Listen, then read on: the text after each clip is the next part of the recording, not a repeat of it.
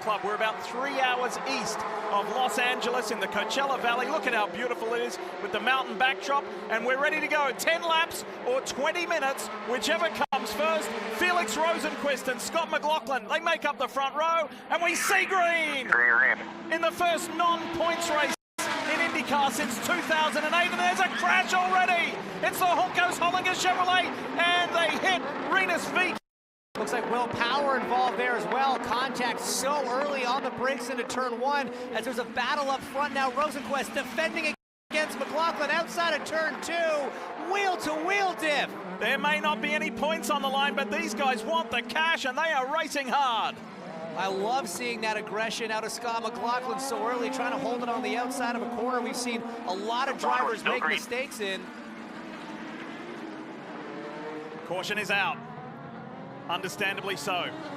Big collision going down into turn one that involved Romain Grosjean in his new ride at Juncos Hollinger Racing, and he collided with Ed Carpenter Racing's Rinus VeeKay. Both these cars have been fast throughout testing, especially VeeKay, and that puts an end to their chances for the cash, the big money today here at Thermal. What happened, Hinch? Over before it started. You see Colton Herta a little bit out of line there at the back of the field. And again, the brake zones have been a big topic of conversation. A little bit of contact there with Colton.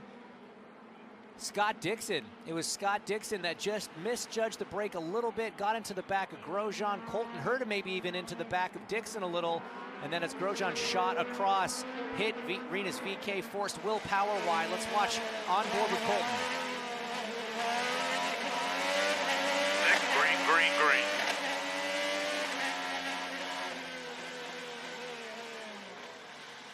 So Dixon in that orange and blue PNC Bank Honda, he tried to take evasive action and maybe just got caught out a little bit.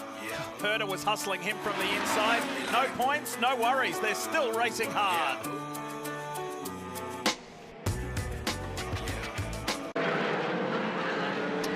Let the chaos begin, and that was very much on the doorstep of Scott Dixon. Well, if you're new to IndyCar racing, my name's Tom Gaymore. I'm at Sky Sports HQ, and every time our American counterparts go for a commercial break, I'll be stepping up to keep you up to date with what's going on as we stay with the pictures. And that's a very disgruntled Romain Grosjean trudging back. His day's done, so is the day of Rinus VeeKay. Don't forget, it's the top 6 who will advance through to the All-Star race later on.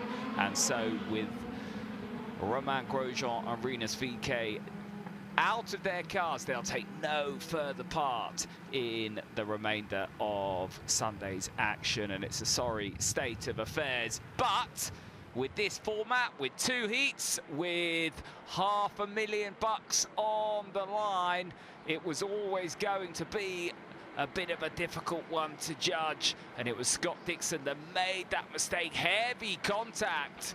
Romain Grosjean spinning into the rear of Rinus VeeKay's Ed Carpenter machine. There goes the 21 car. He will have been totally unsighted. That would have come as a big shock. And you can see as we ride on board there, the Hy-Vee machine also in the wars.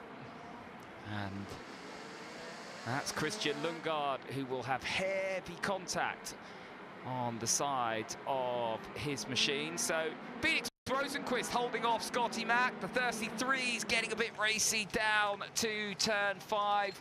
Couldn't make it count, so Felix Rosenqvist leads the field around under green. Scott McLaughlin in third. In second, I should say, as Romain Grosjean, well, sorry for any colourful language you may have heard there, but you can see and hear that the Frenchman is not pleased as he heads back to his Juncos garage. And no pit stops in this race. The first 2 caution laps will not count. It will be a timed race, a max of 20 minutes if we get to that. Otherwise, it will be the maximum 10 laps. Let's head back stateside. IndyCar brought to you by Hy-Vee. This racing season helped Hy-Vee reach its goal of 100 million meals by visiting Hy-Vee.com. And by Hub International, official insurance brokerage provider of RLL. Hub International, helping you be ready for tomorrow. AMR safety team is out on the track trying to clean up the mess. Two-car collision. Actually, there were more than two cars that came together, but two cars seriously wounded. Marty Snyder. Romain Grosjean back to his pit stall. That seemed awfully early after a great weekend for you guys. What's your take on that contact? Well, I got hit on the braking, so I haven't seen the footage, but I got hit really, really badly at the back, and then the car spun. I mean, it's who's going to pay for the damage? You know, we come here with no points on the line. We do nothing wrong, and the car is completely smart. What is that?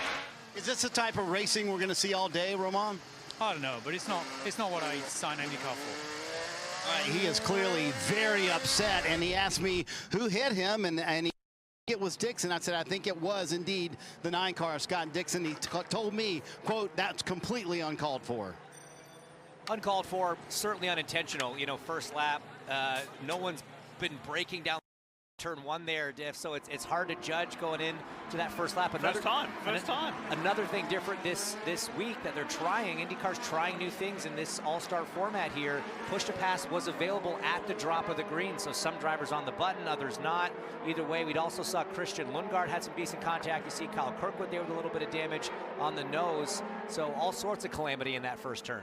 As you can see, leading this field back to green, and the lights are off on the official pace car of the Thermal $1 Million Challenge. This is the 2024 Honda Civic Type R. When you see those bigger shots, just have a look how graphic this is.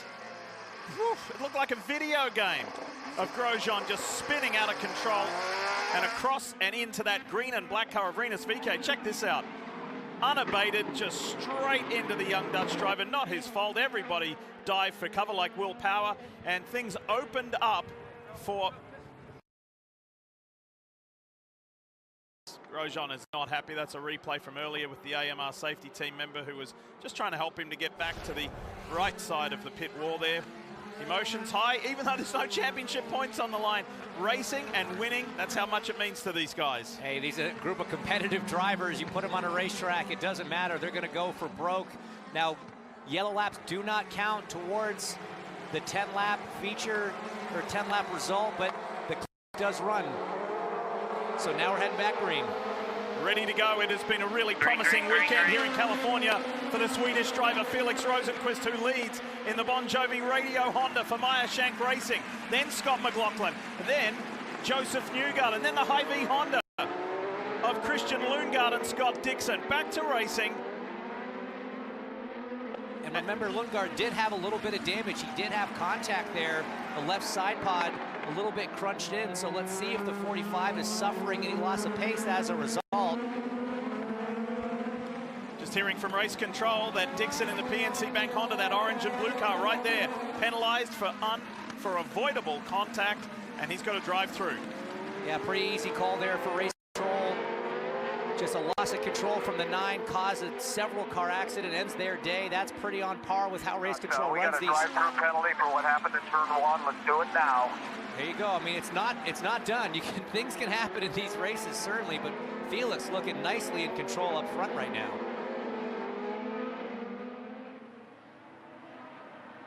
Change of teams for this driver to the Meyer Shank organization. He had a promising start to the season at St. Petersburg in Florida 2 weeks ago. Started on the front row, finished in the top 10. He's going on with it. He's found maybe his natural home. He feels good about things. And you got to think, this is a team, Meyer Shank Racing, that has a technical partnership with Andretti Global and massively out-qualified the 3 Andretti Global cars. So Felix really just in a good environment, feels wanted, feels appreciated here at Meyer Shank Racing, and the results are there. But this man, Scott McLaughlin, with this XPEL on board, he is not letting him get out of sight. He is keeping him honest, because every position higher up you finish in this heat, that's going to be a full row higher when we get to the final. You see Dixon in the bottom of your screen serving that drive-through penalty. Again, only the top 6 positions count. That's why it takes Dixon out of the mix to make it through to the Thermal Club $1 Million Challenge. The Race for Cash will be just 12 cars in a 20-lap race, 10 laps, followed by a 10-minute half-time period, and another 10 laps for that Race for the Cash. And we talk about that 6th place transfer spot. Right now, Colton Herta occupies that position. He started all the way down in 11th, a big benefactor of all that chaos in turn 1. You see the red line on the pylon separating the transfer car from not, and you see Nolan Siegel, the rookie, in his first ever IndyCar start. He's competing full-time in Indy Next this season, driving for Dale Coyne Racing here this weekend. He's only one spot away from transferring, Div. There he is there. He leads the Road to Indy Series, the Indy Next, which is one step below what you're seeing here on screen. He's a talented teenager, and guess what? He's in his home state. He's from California. Could not be a better debut.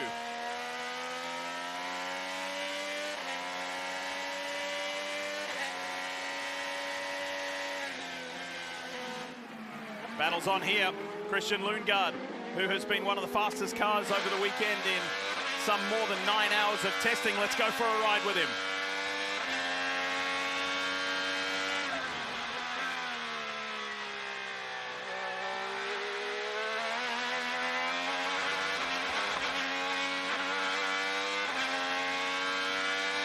It's crazy how the drivers have just had to become so comfortable watching the car up in the air, 4 wheels off the ground like we showed you in the pre-race. But now this young Danish driver hunting down Josef Newgarden. It's got to feel good to be all over the back of the Penske Div, especially when it's the guy that absolutely dominated the opening weekend of the season just a few weeks ago. And just a reminder, folks, we're not at a regular racetrack on the IndyCar schedule or sports car or NASCAR schedule. This is a private club for members only, where they have their exotic cars and they have a blend of themselves driving, maybe with a professional midweek or whenever they can get here. They stay in their homes. You can see to the right of the onboard shot there. This would be like at your local golf club and 27 PGA Tour players turn up for the weekend. It is awesome. Kevin Lee.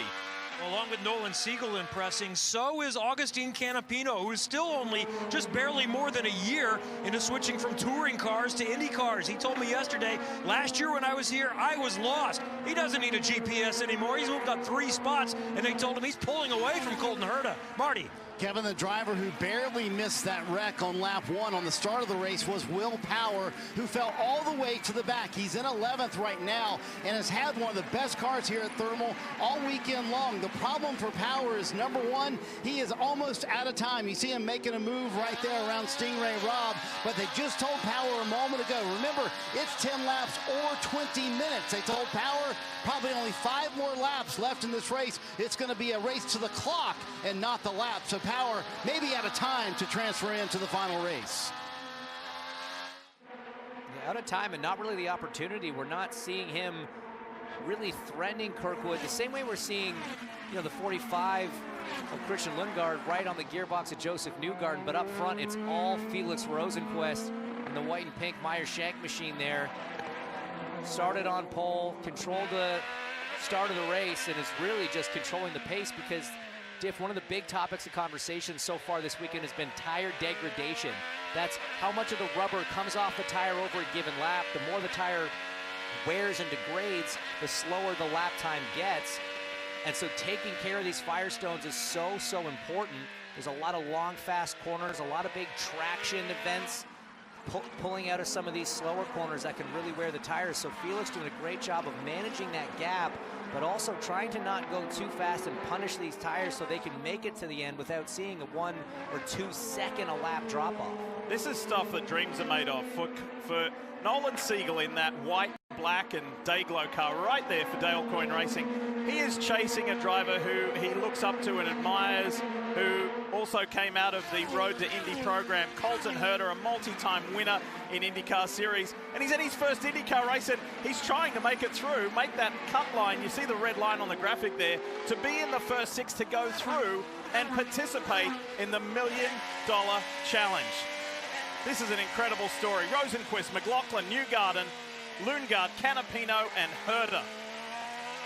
And you see it, I mean, he's hanging about a second off the back of this Gainbridge Honda, Colton Herta. Nolan Siegel doing doing a phenomenal job right now. You just heard that, plus 0.7 over Nolan, so very much in the fight. Similar amount of push to pass for each of those drivers as well.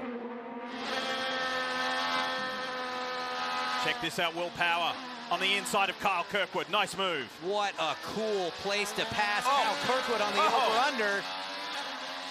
You see that damage flapping around, pushing him all the way to the wall there, but Will's got the inside line here into 15. Some great side-by-side racing. That was a definitive move from Will Power into 14 here. Here's the switchback. Nice work between these two. Remember, Will Power on the comeback after being pushed wide at turn 1. And so the countdown begins in heat 1 of the Thermal Club $1 Million Challenge. 4.5 minutes to go. And that sounds good for Felix Rosenqvist. There he is. There's second place, Scott McLaughlin. Third place, Joseph Newgarden. And just look at that on the pylon diff. Kyle Kirkwood, 0 seconds of push to pass. He burned it all. Marty, what do you know about the 60? Well, to your point a moment ago, Hinch, you know, Rosenqvist has a very comfortable 1.2-second lead. Why would he be worried about tires? Listen in. Here's why. Felix, with the yellow here, we believe it's going to be about another 5 laps, so 5 laps to think about your tires if you need it. And what that further radio conversation went on to mention, if there's another restart, Hinch, you would want the freshest tires possible. That's why they reminded him, hey, make sure you're taking care of those tires as well. Exactly right. There's no need to win this race by 4 or 5 seconds if it's going to take a lot of life out of the tires. If you do have another caution and have another restart, you want as much life left in those Firestones as possible. So a very mature drive right now from Rosenqvist, just controlling the pace, controlling that gap, and taking care of his equipment. 3:30 left on the clock. We ride aboard the XPEL Chevy with Scott McLaughlin.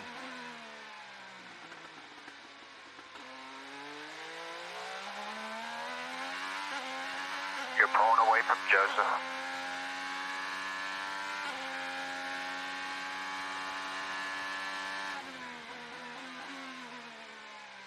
Scott just trying to do everything clean here, not make any mistakes. You see that little bit of oversteer on the exit. That's the kind of thing you're trying to avoid to take care of those tires.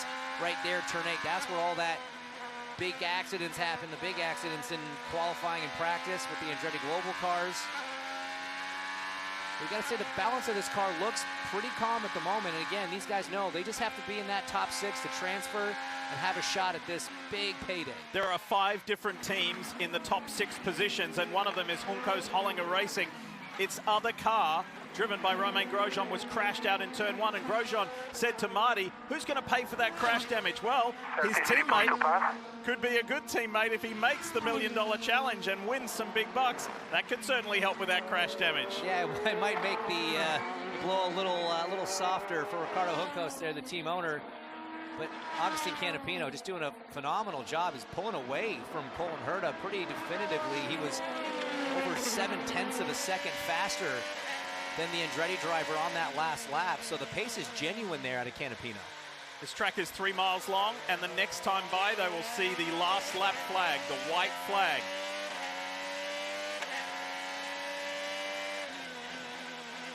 Take a moment with the variety of camera shots to take a big look around, folks, just where we are. We've got the little San Bernardino Mountains, the San Jacinto and Santa Rosa Mountains surrounding us here at the Thermal Club. Look at that for a setting. I mean, this is extraordinary. There hasn't been a non-points race in this series since 08, and that was in Australia. So this is something different and something new and something very cool. And drivers want to be the first to win something new and something different and something cool diff. And Scott McLaughlin now, I think, is starting to maybe put a little bit of pressure onto Felix Rosenqvist. The drivers know they're going to be coming to the white flag. No need to take care of those tires anymore. They each have about 20 seconds of push to pass left, but that gap has come down from about 1.2 seconds to now just 0.7 of a second. You see the push to pass there on the pylon. So I think McLaughlin knows he's coming to the last lap. Yeah. These tires aren't going to be used again, so let's put the hammer down and see if we can force the 60 into a mistake. Hey, the pressure is on. Bottom box, there is a rookie chasing the youngest ever winner in the history of IndyCar. Nolan Siegel is not letting Colton Herta get away. This is a great scrap, and behind him he's got Santino Ferrucci of AJ Foyt Racing, and then Will Power. What a story that would be if young Nolan Siegel could keep Andretti Global from advancing in the first heat. Dale Coyne Racing tested this young driver. He only had a day in the car at Sebring before he got the nod to do this race. He's doing 3 others. Oh, a little bit of a mistake from Nolan. A little bit wide in turn 1. Here comes Santino Ferrucci in that Sexton Properties Chevrolet, and Will Power is looming. This 6th place isn't guaranteed for Colton Herta. Meanwhile, in the top box, the race leader, Felix Rosenqvist, won the pole. It doesn't go against his IndyCar career pole position tally, but the team and Elio Castro Neves, the 4-time Indy 500 winner, texted me last night and said, hey, to us, that counts as a pole. We'll take it. He led the field to green in a race of sorts. It was only a heat, but still, it's an emotional pole if nothing else. Nolan Siegel trying to hang on to that 7th place in case there's a problem in front. Colton Herta, nice gap now, as well as a gap between Rosenqvist and McLaughlin up front. Only a few corners to go now.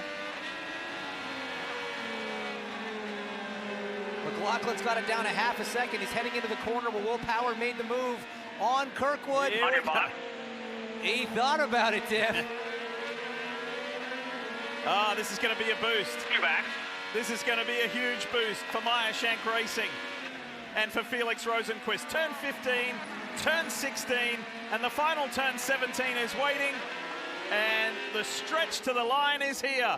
Felix Rosenqvist wins Heat 1 at the Thermal Club $1 Million Challenge. Scott McLaughlin goes through. There's a scrap on here. Unfortunately, it's not for that 6th and final position.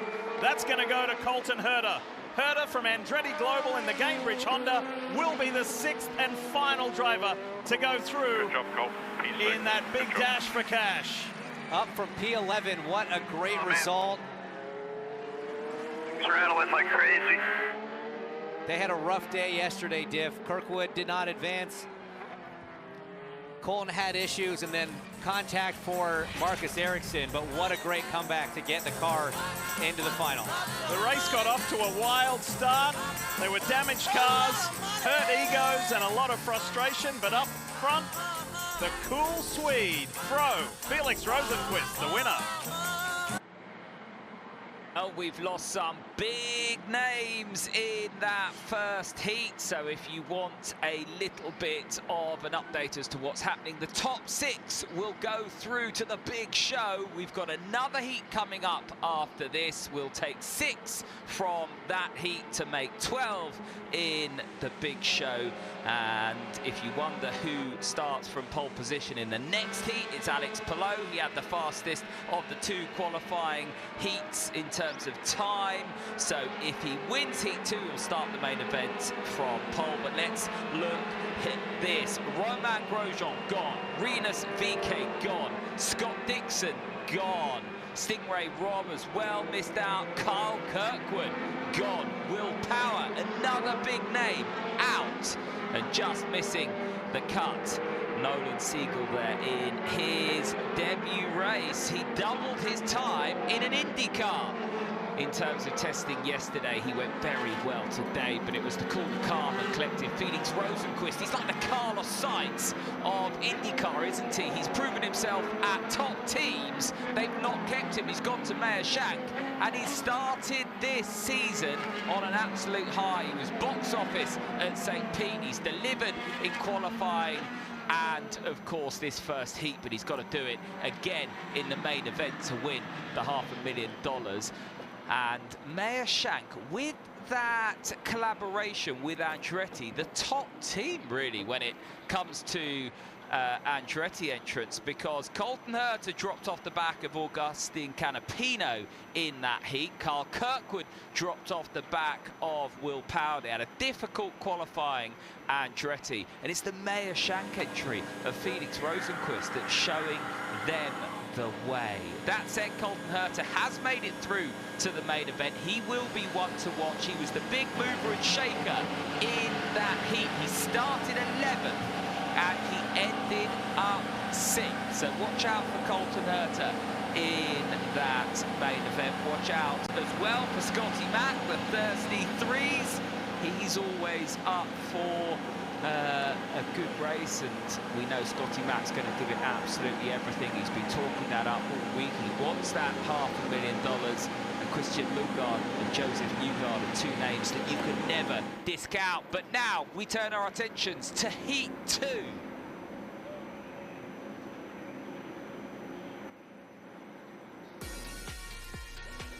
If you grab your mobile device now and scan the QR code that you see on your screen just on the right there, you can enter for a chance to drive away with a new Corvette with thanks to Hy-Vee. Yes, it's all season long, and when you enter for a chance, you can win one of 3 Corvettes. We debuted this competition last year. It was highly successful, a lot of interest, and with thanks to Hy-Vee, you could be driving away in a brand new Corvette. Here are the race results of the Thermal Club $1 Million Challenge. Heat number 1, and these 6 drivers are going through for the big dash for cash. Marty Snyder. Let's chat with that winner, Felix Rosenqvist. Hey, I know there was no money on the line, no points on the line, but what sort of confidence boost does this give this team? It's an awesome start. It was, man, it felt like a long race. I was dragging quite bad in the end. Lost my rears a bit, and Scott, I think I was a bit quicker in the beginning, and then he had really good pace in the end and a bit more push to pass. But it was fairly under control. But yeah, super pleased for my team, MyShank Racing. This is great start for us. Your mind immediately, I'm sure, goes to what that final race will be like. What did you learn in the heat that you can apply later? I mean, it was a bit of a tricky one. It started off really dusty, but it cleaned up fairly quick. I'd say 2-3 laps. So you kind of learn the track on the fly, which has been the case here all week. But yeah, the long race is going to be a challenge for sure with 20 laps on those tires. So yeah, maybe I'm not sure how many adjustments we can make, but I think I'm going to try to do something. So. And remember, Felix is new to MyShank Racing, so this is a huge win for this race team. Heat number 2 about to come up from the Thermal Club in just a moment here on NBC Sports. It's Alex Palou who starts from the pole in this second heat. It's Marcus Armstrong that will join him alongside on the front row. Then it's Graham Rahal, Linus Lundqvist, Tom Blomqvist and Fittipaldi, the top 6. It was a tough day for the Papaya. Rossi, Eilert and Pato O'Ward line up 7th, 8th and 9th. Much like Andretti, just the wrong side of that Marcus Ericsson red flag in qualifying. Ericsson will line up at the back of the grid in 13th place. So like the first heat, cautions will not count, but this will be time to 20 minutes, so we have long caution periods. This will become a time race. Otherwise, it will be the 10 laps. When we look at the main event, the 20-lap finale coming up after Heat 2, the yellow flags again will not count, but there's no time maximum on that main event, so that will run to the full lap count. Right, Linus Lundqvist, the rookie, crashed last time out at St. Petersburg. He'll be looking to capitalise on his second race start as we go on board with Graham Rahal. He was one that after the Marcus Ericsson red flag in that second group of qualifying really did capitalise. Palou, Armstrong, Rahal, Lundqvist and Fittipaldi all went quicker. And Rossi as well. Callum Eilert and Pato O'Ward didn't go back out after the red flag and got bumped all the way down to 8th and 9th. So watch out for the Papaya down into turn 1. We've already seen a bit of chaos, and is there smoke? That looks like coming out of the back of Marcus Ericsson's Andretti car. He had a hefty hit with the wall in qualifying, a really big crunch. And I wonder if that is some fluid or something coming out of the back of that Andretti Honda machine. We'll have to wait and see. At the moment looks okay though. He's at the back of the grid, and if you look at what Colton Herta did in the first heat, he went from 11th to 6th. There's some big names, some big hitters that'll be looking to do just that, but they've got to stay out of trouble to finish first. First you've got to finish. Don't forget, it's the top 6 that go through. The $1 Million Challenge here at Thermal. It's a private members club, but open to IndyCar fans and broadcasters today. And this place, guys, unreal. We saw some of the $1 Million homes earlier. We're here at the Thermal Members Clubhouse. There is beautiful food awaiting me inside. I know I got to get to the booth, but there's also a putting green right out of here. I mean, this place is amenity rich, a beautiful bar inside, buffet style brunch, you name it. Sliced salmon, freshly cooked omelets, the putting green. I mean, there's just everything here. There's a spa on the backside of the racetrack, swimming pools, tennis courts that are championship quality. Just about everything you could want to do in the desert is available here. But on track, the battle is fierce. That first heat race was pretty cool. I can't wait for this one. It's going to be great. Thanks, T-Bell. And we can't say thank you enough to the members, because we're ostensibly playing in their backyard and they're enjoying having the NTT IndyCar Series here ready to go for the second heat. Same rules apply. You've got to be in the top 6 if you want to go through to race for the money. And it is the champ, the two-time and defending champ, Alex Palou, on the pole position. There's 2 green cars. Palou is number 10. Marcus Armstrong, his teammate, is car 11 on the left-hand side of our screen. Ready to go. Same rules apply. 10 laps or 20 minutes. Palou gets a great start. Great jump from him on the inside. Graham Rahal lining up third. You see the McLaren going on the inside of, I believe, Tom Blomqvist. A little bit of contact. Alex Rossi sideways. Trouble to get the power down out of 2, Diff. Linus Lundqvist is that all blue car on the inside. Graham Rahal is on the outside of him in the white, blue and black car. And this is a great start for Rahal. It is side by side with the McLarens through turn 3. Alexander Rossi on the inside now, looking at Tom Blomqvist. Look at the teammates battling. No team owners when there's nothing but money on the line, Diff. It's a patch of papaya right there, all 3. Papaya, black and white and blue, Arrow McLaren Chevys. The teammates together.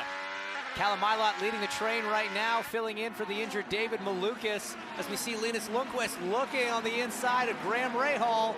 All these drivers will have watched that first heat with a lot of interest, trying to take notes on where moves could be done, trying to take notes of the lap times. What do you have to do to take care of those Firestone tires? And how closely did they watch Heat 1? And if they had teammates in Heat 1, what did they learn from that? Alex Palou, Marcus Armstrong, Graham Rahal, Linus Lundqvist goes through. And Pietro Fittipaldi, this is a promising race for Rahal, Letterman, Lanigan, who already has 1 teammate through. Callum Ilott almost hit the back of Tom Blomqvist there. And that opened the door for Alex Rossi in the white and orange McLaren there. See a little bit of tire smoke, maybe some defense from Blomqvist on Ilott. This is heavy action here on the first lap of Heat 2. 25-year-old British driver that we ride with, he wants a shot at the cash.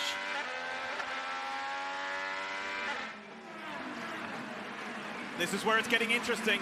The teammates are racing each other and trying to get ahead as well. Well, tough to go around the long way. Alex Rossi on his teammate Callum Ilott, dropping the dirt. That's going to allow Pato O'Ward now in the number 5 car on the outside, the black and orange McLaren. This makes it even more difficult when you've got to race this hard against teammates, and Pato O'Ward almost tags Alexander Rossi. Such heads-up driving from Rossi there. He saw there was a car on the inside, left the room. But this is so tough. All 3 of these drivers right now, they're below the cut line, Diff. Ilott's in 7th, Rossi 8th, O'Ward, who we're right on board with, in 9th. These cars need to move up, not be racing each other. What a sea of color here in the desert in California. This race is being led by Alex Palou of Chip Ganassi Racing in the Ridgeline Lubricants Honda, his teammate, and then we pick up Graham Rahal. But the mad scrap is just to qualify for the money race, is just to be in that top 6. And Tom Blomqvist, whose teammate Felix Rosenqvist won Heat 1, Tom is in the mix to try and get through. He is the first driver above the cut line. And he's got fellow rookie Linus Lundqvist in the number 8 machine, who's looking down the inside of Graham Rahal right now. He's up there. That's 3 Ganassi cars occupying 3 of the top 6 spots, but Graham doing a great job on defense, but still 2 laps out of 10. There's a lot of racing to go. That was that tire smoke that we noted earlier, Diff. It's just Ilott getting into the back of Blomqvist there. A little bit of a defensive move. Was there a reaction there? Or was he sort of already positioned? That's up to race control to decide, but Tom's mirror is full of papaya right now, holding on to that transfer spot. Lots of pressure.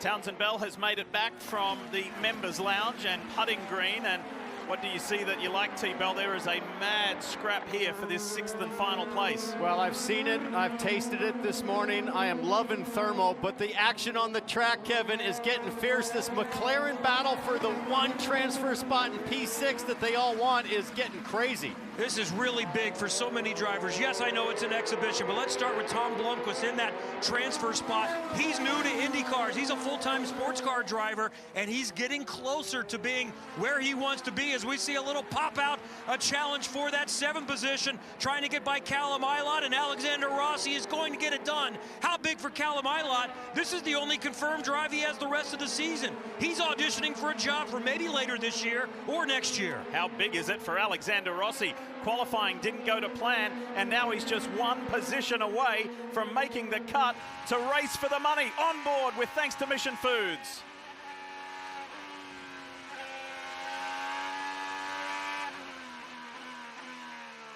Rossi on the attack. Let's go. He closed that gap to Blomqvist almost immediately. There's a lot of pace in this number 7 machine.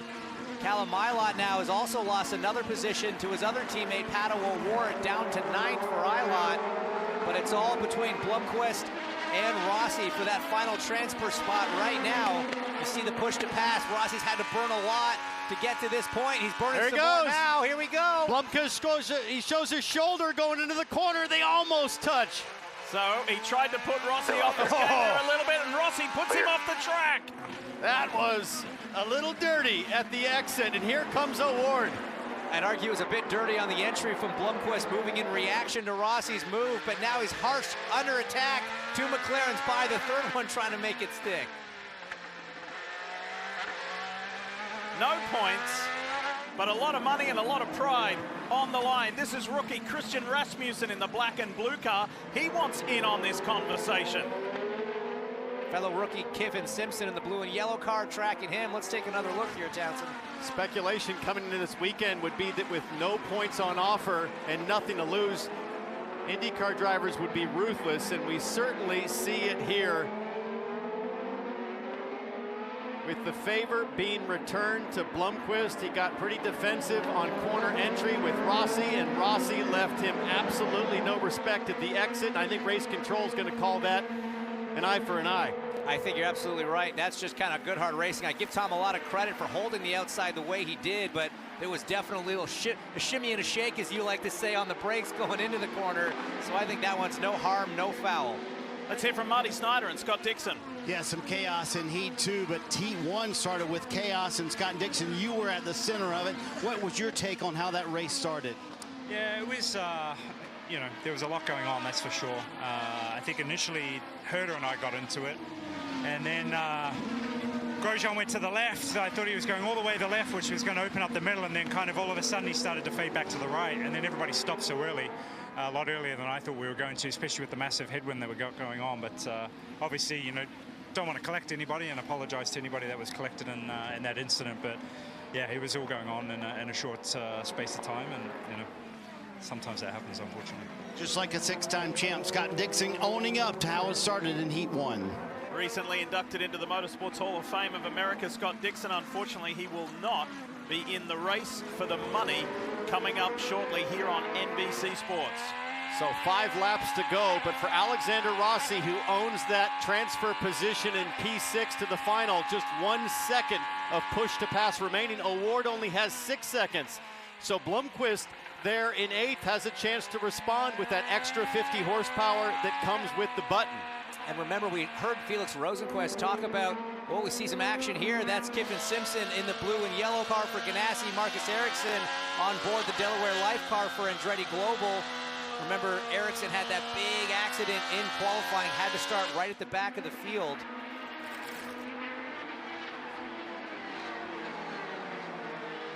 So 10 laps or 20 minutes, whichever comes first. We're right at the halfway mark on the lap count.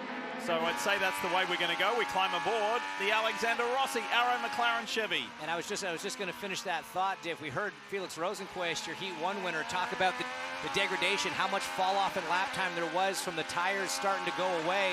And remember, they didn't do all 10 laps under green. They ended up being a timed race. So this is going to be even harder for these drivers. But Felix said at the end of the race, man, I was really struggling with the tires falling off in a big way. So to your point, James, these next 5 laps could be an absolute handful. And that's what I'm so excited about for the final, Oh, because yeah. you have 2 10-lap stints on the same set of tires. With a full tank halfway through. So you add, say, another 40, 50 pounds to the race car on old tires for that final as they go for the $500,000. 3 of the top 6 cars belong to Chip Ganassi Racing. 1, 2, the Greenmobiles from Ridgeline Lubricants going through, and then the second car in shot, the all-blue car, that's Linus Lundqvist. 2 cars separating him on either side. They're from Rahal Letterman Lanigan Racing, Graham Rahal and Pietro Fittipaldi, and then the Arrow McLaren Chevy of Alexander Rossi. So, if things keep going as is, all 3 Rahal Letterman Lanigan Hondas will go through to the money race. That's a good weekend. An impressive performance from this guy right here yesterday to get that lap done in qualifying. Hasn't really had the pace of his teammate so far throughout the testing, but pulled it out when it counted. And you say his other teammate, Christian Fittipaldi, there hanging on. But there seems to be a queue forming behind the 15, Graham. This guy's first in line. Well, let's just ride with Lundqvist. He's got that Chip Ganassi Racing car that the leader Palou is enjoying. Let's see what it looks like as tires start to fade.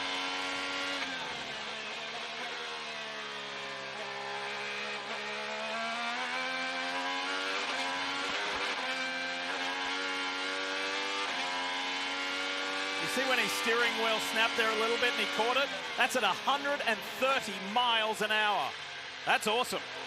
So to put into perspective that massive gap between Rahal and the leader Alex Palou for 13 seconds now on that last lap. Rahal was over a second behind, a second slower on that lap. Marty, what do you know about the number 5 machine of Pato O'Ward? Is time running out for Pato O'Ward? He asked Will Anderson, his strategist, help me understand the situation around me. Listen in. What's the push-to-pass situation in front of me? You have 6 seconds. Rossi has 1 second. Fittipaldi has 29 seconds. So Hinch, here's the question. 1 spot stands between Pato O'Ward and a shot to race for $500,000. The problem is that one driver is his teammate, Alexander Rossi. What's the protocol here? How aggressive can you be trying to get that final spot? Marty, the handbook, the rule book goes out the window for an event like this. There's no points on hand. There is no rules. There is no protocol. What Pato knows is he's got 5 seconds more push to pass than Alex Rossi. That's one good hit. He needs Rossi to keep on the back of this train that he's caught up to, get slowed down, close that gap, because he's only going to have 1 shot to do it. Rossi seems to be getting a little bit backed up by the group in front, but Fittipaldi doing such a phenomenal job. A driver with just a handful of IndyCar races under his belt, and I really like the fact that he's respected the push to pass here. He's saving those precious seconds of extra horsepower in case he needs to defend. On board here, the hub car with Christian. Sorry, Pietro. And it's a great point, Townsend, because he's got a buffer of 1 car behind him before he's on the bubble of not transferring, so hang on to that push to pass. He realizes he's not going to drive his way up to the front of this heat race. He just wants to be in the final with a shot of that $500,000 check, and right now he's playing this one perfectly. And again, folks, remember that these heats are 10 laps or 20 minutes. The main event, the race for the money, is 20 laps, so it's twice the heat distance, and it comes in 2 parts.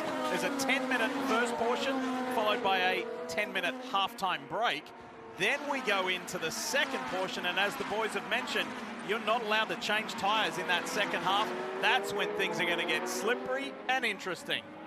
Now this is something interesting. Graham Rahal's pulled away from Linus Lundqvist a little bit here, and I think that's partly because Linus spent so many laps right behind Graham's car in that dirty air that's coming off of the car in front. When that happens, you lose a lot of downforce, which means you have to rely more on the grip of the tire. You use more of that tire as a result, and you can see up ahead the 15 is slowly pulling away as Fittipaldi comes up on the back of Linus Lundqvist here and closes that gap down. So Linus starting to struggle with 2 laps coming up. He is, but he still has that 20 seconds of push to pass in the bag if he needs it, and I think he'll probably use it here as they come to 2 laps to go, because why not? You're going to try to create a buffer on the straightaways and then take it as easy as possible on your tires in the brake zones and corners and try to protect against any critical mistake, because one little mistake around thermal turns into a big amount of time loss. And important to remember, if you make it to the final, your push to pass gets reset. You get a full 40 seconds again for both the first and second segment, so there's no need to save it. So like you say, Townsend, he should just spray it. But this is the battle we'll be watching over the last lap and a half here. The McLaren cars of Rossi and O'Ward. Top 6 transfer. If you don't make the top 6 in this, you have no chance for the big cash. O'Ward is under pressure here to make the magic happen. And guys, have you noticed the big message, the shouting message that is being delivered to everybody else? Chip Ganassi Racing's Alex Palou and Marcus Armstrong have said, if you want that money, you're going to have to fight us, because look at how far they are out in front. That is a massive margin over the rest of the field. 1.1 seconds. Palou was quicker than Graham Rahal on that last lap. Marcus Armstrong doing a decent job hanging on to the reigning champion, but still, that 10-car Alex Palou is dominant right now. Pato O'Ward here trying everything he can. He's got the fastest hands, or some of the fastest hands in the series. As Palou rounds turn 17 for another time, there'll be 1 to go at the line, but O'Ward is trying to figure out, how do I put my fast hands to work here? Where can I try to close? But I think O'Ward's just having trouble in that dirty air, following the train in front. And as we look to the grid for the final, pole will go to the driver who won the heat race and had the fastest qualifying time yesterday, which was this guy. by a fraction of a second. I want to say 0.02 of a second was Alex Palou over Felix Rosenqvist. So both pole sitters are looking like they're going to win their heat, and you want to be starting pole for that final. It looks like Alex Palou is going to be lined up for that. Final, inside the final 3 miles here at the Thermal Club on a beautiful 68-degree morning in California. And Alex Palou, who grew up in very similar climate to this in Barcelona, Spain, is feeling right at home. It has been a Sunday morning drive. Only used 7 seconds of push to pass, probably there on the start. And you might wonder, what makes Alex Palou so good? Why does he have such a strong lead here at Thermal? Well, this place rewards precision. And we talk about it all the time. Palou is a surgeon behind the wheel, incredibly disciplined with every input. You don't see big dramatic corrections from the driver of the 10 very often. He's methodical, and he is seen that technique pay off today. Coming up to the final sequence of corners. It may not be for points and not yet for the money, but it is hello Palou. Alex is going to easily win Heat 2. Great job, man. Great job, everybody. The race is on for that final position, because Pato O'Ward hasn't given up on catching his teammate, but he's only got 2 corners left to do anything about it. Alexander Rossi is going to get that 6th and final place. There he is. In the Arrow McLaren Good job, Chevy. Alex. Hustle back. And he earned that. He had to fight for that. It's Palou, Armstrong, Rahal, Lundqvist, Fittipaldi, and this man here, Alexander Rossi, the 6 drivers from Heat 2 going through the race for big cash here at the Thermal Club.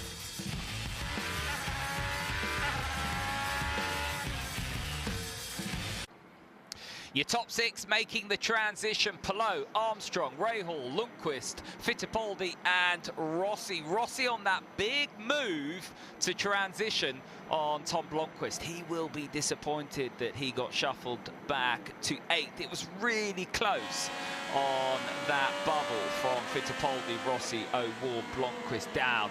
And interestingly, the tyre degradation after 10 laps, that's going to be the big talking point going into the $1 million main event. The 20-lap distance Well, if you talk to drivers up and down, I was talking to Jack Harvey, who's here helping out Nolan Siegel. They think the tyres are going to be down to the cords. So it's going to be a completely different affair come the main event.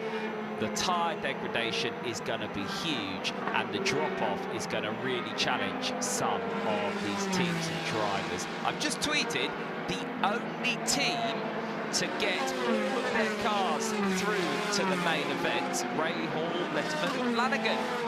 And a fair shout out to them, because that's no mean feat. Got some big teams up and down pit road, and some big names that haven't made it through. So big shout out to RLL. And now we set our sights on that main event. Who's going to take home the $500,000? Well, someone is going to have to get ahead of that man, Alex Palou. And that Chip Ganassi Honda looks really, really fast. One of the reasons it's quick, they're on the 2023 tyre. We had new compounds at St. Pete last time out. Those 2024 tyres are designed for the hybrid engine. These tyres here that we're running this weekend, these are from the Barber race last year. They're 2023 tyres. And Chip Ganassi and Alex Palou, we know just how quick they were on that rubber at times last year. The teams did test on this as well at Thermal early on in the winter. So it's going to be interesting to see who's got their head around the deg here. That's really going to play a huge part in the 20-lap feature race. That's going to come up in two parts. There's going to be a half time when teams can change things, refuel, that kind of thing. So the only thing they can't do is change tyres. Well, let's head back stateside now to this Thermal Club setup for more feedback after the heats.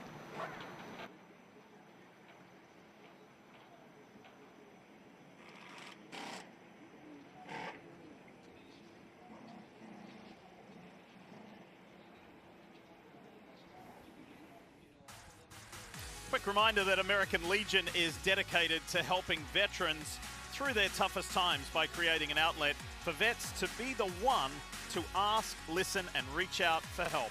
You can learn more at www.betheone.org, and you'll see the American Legion logo right there on Linus Lundqvist's Honda.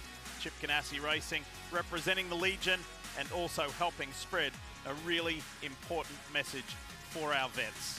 Welcome back to this beautiful location, folks. This is the Thermal Club in the Coachella Valley in California, about 3 hours east of Los Angeles. Lee Diffie, Townsend Bell, James Hinchcliffe, Marty Snyder, and Kevin Lee with you.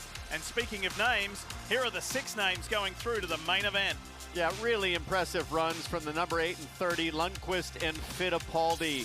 Two of the more inexperienced drivers in the field, but they showed great patience, great maturity, especially being very thrifty with their push-to-pass button. They advance, and full credit to Alexander Rossi battling it out for the cut line there with his teammates. That is dicey stuff. That was dicey stuff, but great racing. And again, as you said, shout out to Linus, only rookie that advances to the final, so an impressive drive for him. But Ganassi clearly on form this weekend.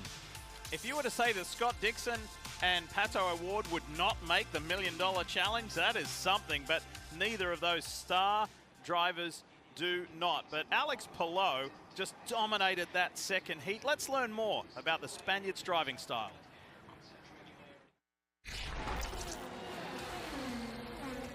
It's tough to describe my own driving style. I would say it's not too aggressive.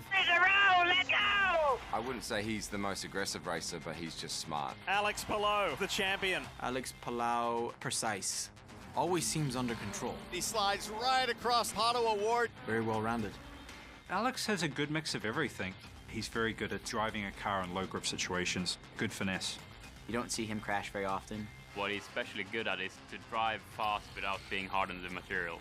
You know when you're racing Alex, it's going to be a fair fight. Outside, clear, nice work. You know you've got to be on your game because he pounces, you know, if you make a mistake, and he never lets up. I mean, I agree with everything that's said. Everyone said something a little bit different, and that just explains, I think Scott said it best, he's such an all-round driver. He does everything well. And that's why the off-track battle for Alex Palou's services has been so fierce between the McLaren and the Ganassi team. There's been lawsuits, there's been threats, all kinds of drama to own this kid's future, Kevin. He is that good.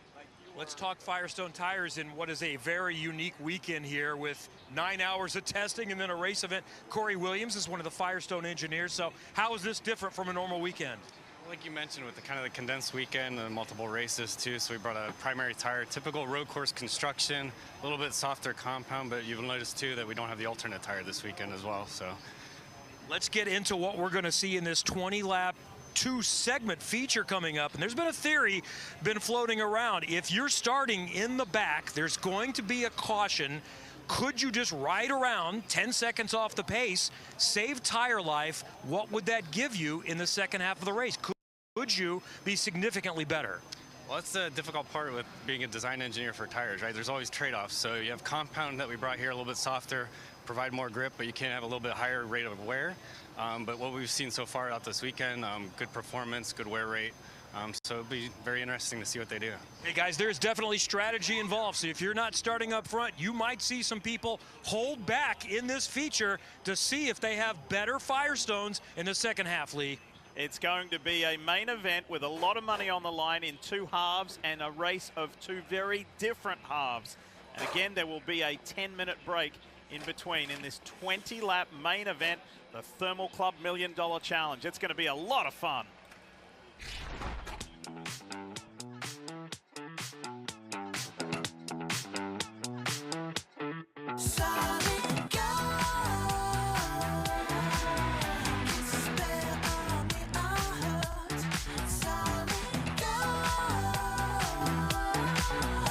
Hope you are enjoying the Thermal Club $1 Million Challenge so far. The first non-championship NTT IndyCar Series race since 2008. The total purse here, 1.7 million, the largest non-Indy 500 purse for an IndyCar Series event in over 2 decades. Now, if you know your IndyCar, there have been 10 IndyCar Series exhibition races held since 1946, including the Marlboro Challenge All-Star Race, which was held by CART from 1987 to 1992. Now, me personally, I'm a fan of innovation and new ways of thinking. Because we're on British shores here, I'm going to use a cricket comparison. If you look at what cricket have done from the test match format to the T20 format, there's space for new ways of thinking in motorsport. Change is not something we as human beings readily adopt easily. Therefore, we need to have an open mind here. And what we've seen with the 2 heats and what's to come so far has been pretty innovative. It's interesting. There's some big names that have missed out, and there's some real challenges now for the teams and drivers. You see Chip Ganassi on the right-hand side there with his young charger, Alex Palou. They're just going through some data. He's, for me, the man to beat, and I'm not just going on what we've seen just there in the heat. If you look at the test day yesterday, the 9 hours of running that they had, he was fastest in 2 of the longer sessions. And, you know, Alex Palou and Chip Ganassi have a really good understanding to this 2023 tire that we're on for this weekend's exhibition race. No points on offer. Some of you have got in touch and have been asking that question. You can get in touch on X at Tom Gaymor, Gaymor. Use the Sky IndyCar hashtag. Any questions that you've got, because this is new. This is new to me. This is new to all of us. So anything that you want answered or any uncertainties, do tweet in, as we see Colton Herta and his dad Brian Herta on the right-hand side of your screen. The Andretti powerhouse. Well, it's not been a good day in the office for the Andretti Chargers, but Colton Herta does make his way through to the main event. What can he do? He'll be right at the back.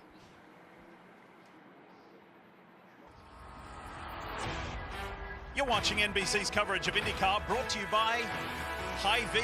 This racing season, help Hy-Vee reach its goal of 100 million meals by visiting Hy-Vee.com. NTT, official sponsor and technology partner of the NTT IndyCar Series. And by Code 3 Associates, proud partner of Rahal Letterman Lanigan Racing. When disaster strikes animals, Code 3 answers the call. So, who's going to win this money? It's down to a 20-lap, two-part race with a brief halftime break and powered by NTT. Here are the picks. It's going to be interesting. It certainly is. I mean, you see the picks. Palou is an easy one to grab, but I like Felix Rosenqvist because I feel like Rosenqvist is really finding a whole second berth of his career here.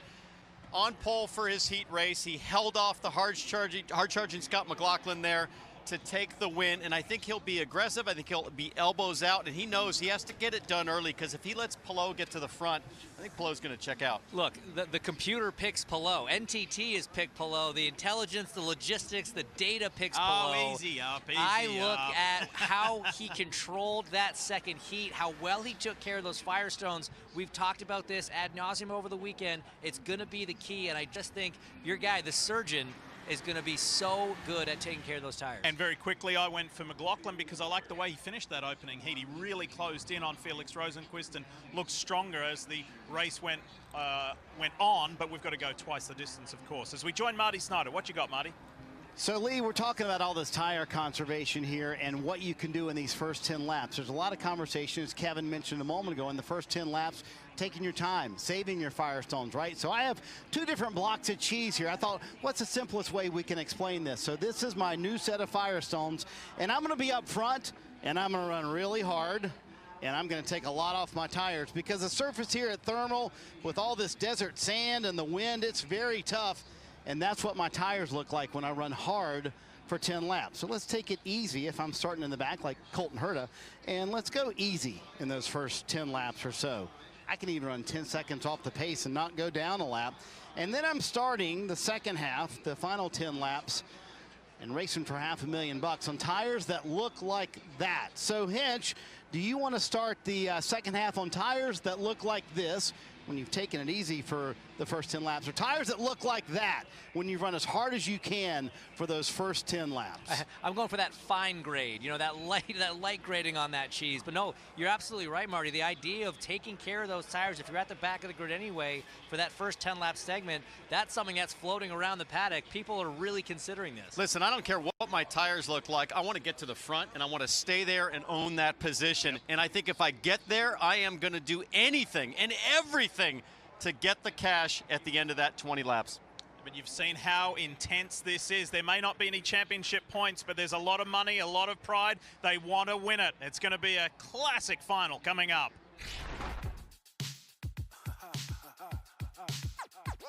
I drive fancy cars, house sitting on acres. Feel like I'm the man. I run with the kind of stars you read about in the papers. That's how fly I am. Put your hands up high if you know you fly. Put your hands up high. While we await the drama of the main event, we've got our 12 drivers now who make up the grid for the $1 Million Challenge. And the one that we will all be watching is, of course, Alex Palou. That's Linus Lundqvist, who we see there on the onboard. Alex Palou will line up alongside Felix Rosenqvist. Two Hondas on the front row. Look at Marcus Armstrong there on the second row alongside Scotty Mack. Two New Zealanders there. Then it's Graham Rahal and Joseph Newgarden. Lots of experience on the third row. Linus Lundqvist, Christian Lundgaard.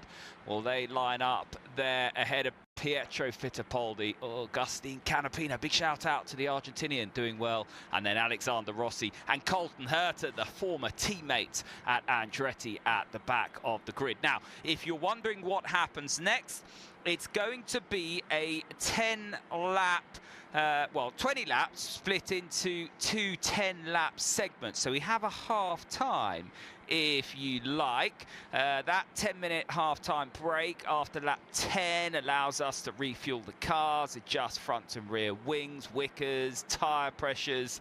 The drivers can have a drink, that kind of stuff. But you can't change tyres. Now, one or two skeptics have been looking at the tyre degradation and saying, well, why don't you just run off the pace in the first 10 laps, save your tyres, and then in the second 10-lap segment, doesn't matter where you start, you're going to see so much drop-off, so much degradation, that actually if you've got fresher rubber, you're going to be able to come through and take that all-important $500,000. Well, IndyCar have the rule of running around 105% off of the race leader's pace, so I'm sure, and that's not just discretionary, so I'm sure IndyCar are wise to what some of the teams and drivers might be looking at. That said, in the heats, we've seen track position is really important, so could you sit back in the first segment of this 20-lap race? I don't know if you can. So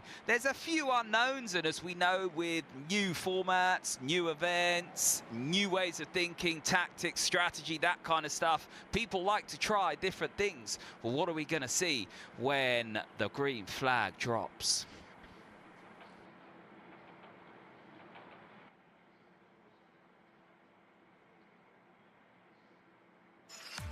Nestled amidst the arid landscape of Southern California's Coachella Valley, the Thermal Club is a contemporary oasis for high-end motorsports enthusiasts seeking the ultimate adrenaline rush. And it offers a massively rich payday for IndyCar teams on the hunt for some offbeat fun in the sun. The $1 million challenge will offer the most lucrative purse outside of the Indy 500.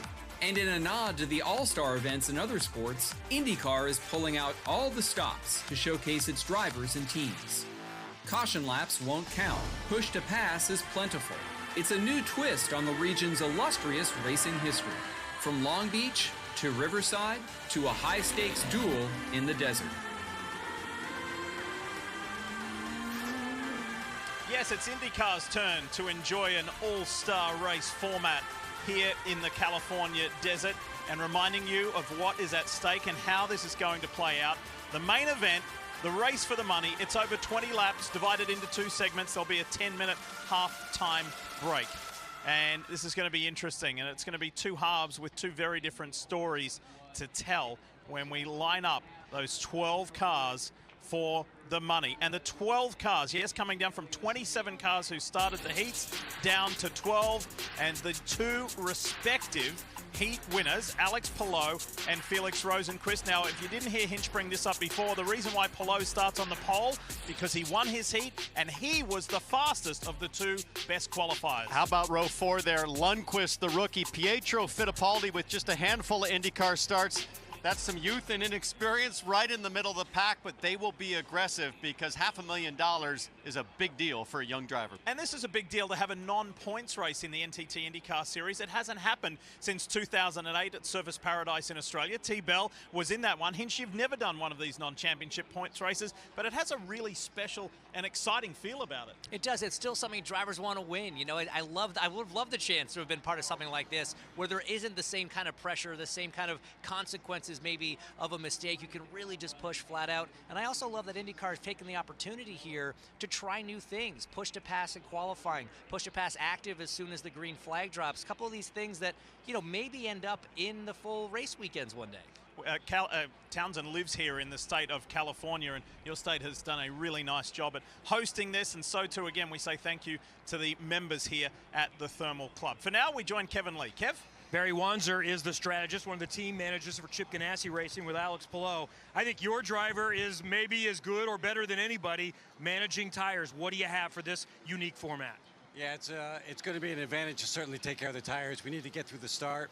We definitely saw a lot of high deg on the tires in that first the heat race, so it's going to be important to manage the tires.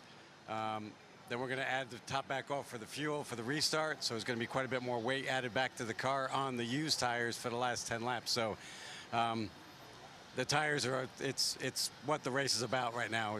It's getting the clean start and then taking care of the tires because it's going to be big. Marty, that's the question. Can anybody catch Alex Palou? Colton Herta had some damage in heat number 1. Rob Edwards, what was the damage, and were you able to get it all fixed before this final dash for the cash?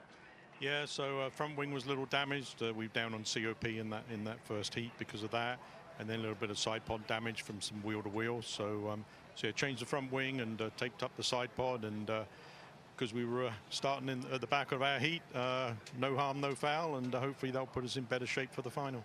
And Lee, Rob mentioned it there. They will start last in this. I asked him if he will play the strategy that we've all been talking about. He said, quote, "I promise we're going to put on a good show. This is going to be fun to watch." Oh, how is it going to play out? How hard will these drivers go in that first half? How much will they save in the first half of this race in the Thermal Club $1 Million Challenge on a beautiful California morning?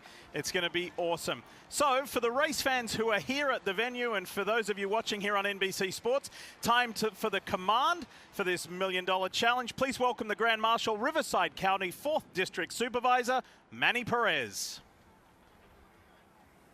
Drivers, start your engines.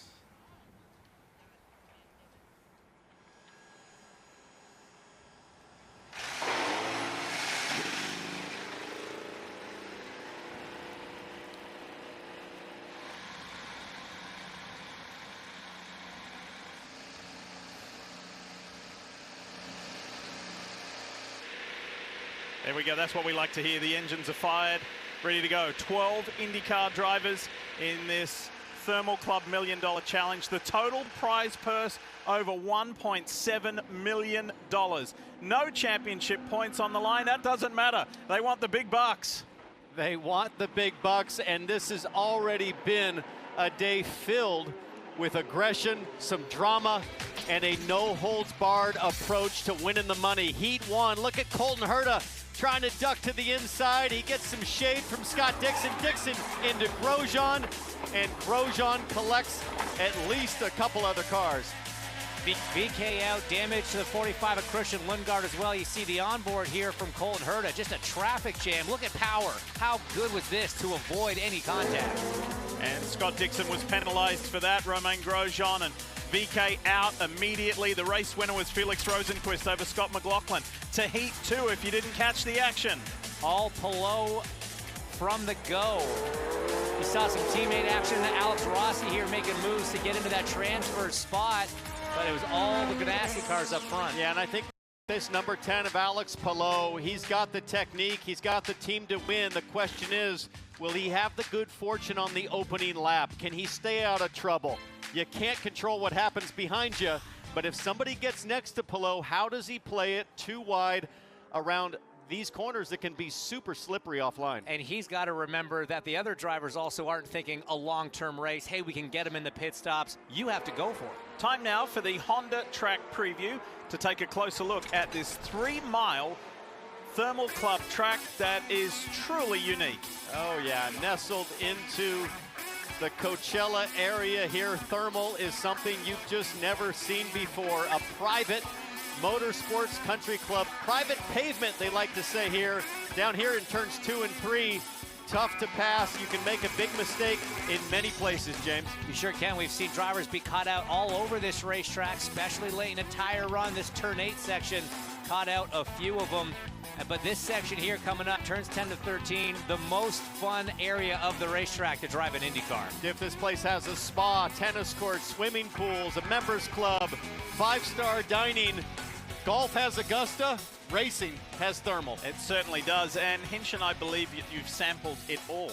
Indeed I have, and I'm not apologetic. I love it here. See this section here? This is one of the most exhilarating parts of the track. It's through turns 10 through 13, as the boys just told you about. High G-loads through there and high speed.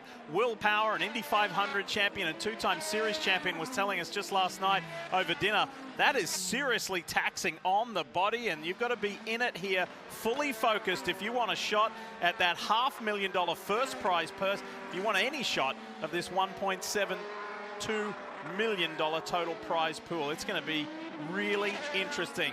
And we've seen just from the highlights that we showed you how serious these guys are about that. With no championship points on the line, it doesn't matter. They're going full on. You're going to get that 10-minute halftime break to recalibrate, to think about things, and really reset on how you're going to play those final 10 laps. What about this guy, Scott McLaughlin? He went really well, Marty Snyder, in the latter half of the opening heat to challenge Felix Rosenqvist. Is he going to save the best for last here when the money's on the line? Yeah, time to race for $500,000 and terrific point diff. That's what I talked to Scott McLaughlin and his strategist Kyle Moyer about during the break. They felt like when it came to older tires, which is going to be a conversation to win the money today, they have the best car. They told me, quote, if it was 20 laps, we would have won that first heat. So McLaughlin and all of Team Penske very confident of how they'll be over these 20 laps, Kevin. You want a March Madness Cinderella story? All the Rahal, Letterman, Lanigan drivers made it. Christian Lundgaard has been fast all weekend, but starting in the back because they took emergency service to repair damage, they are thinking about saving the tires in the first half to have fresh Firestones at the end.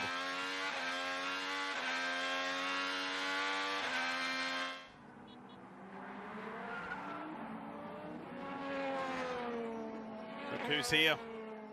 John Elway, Football Hall of Famer.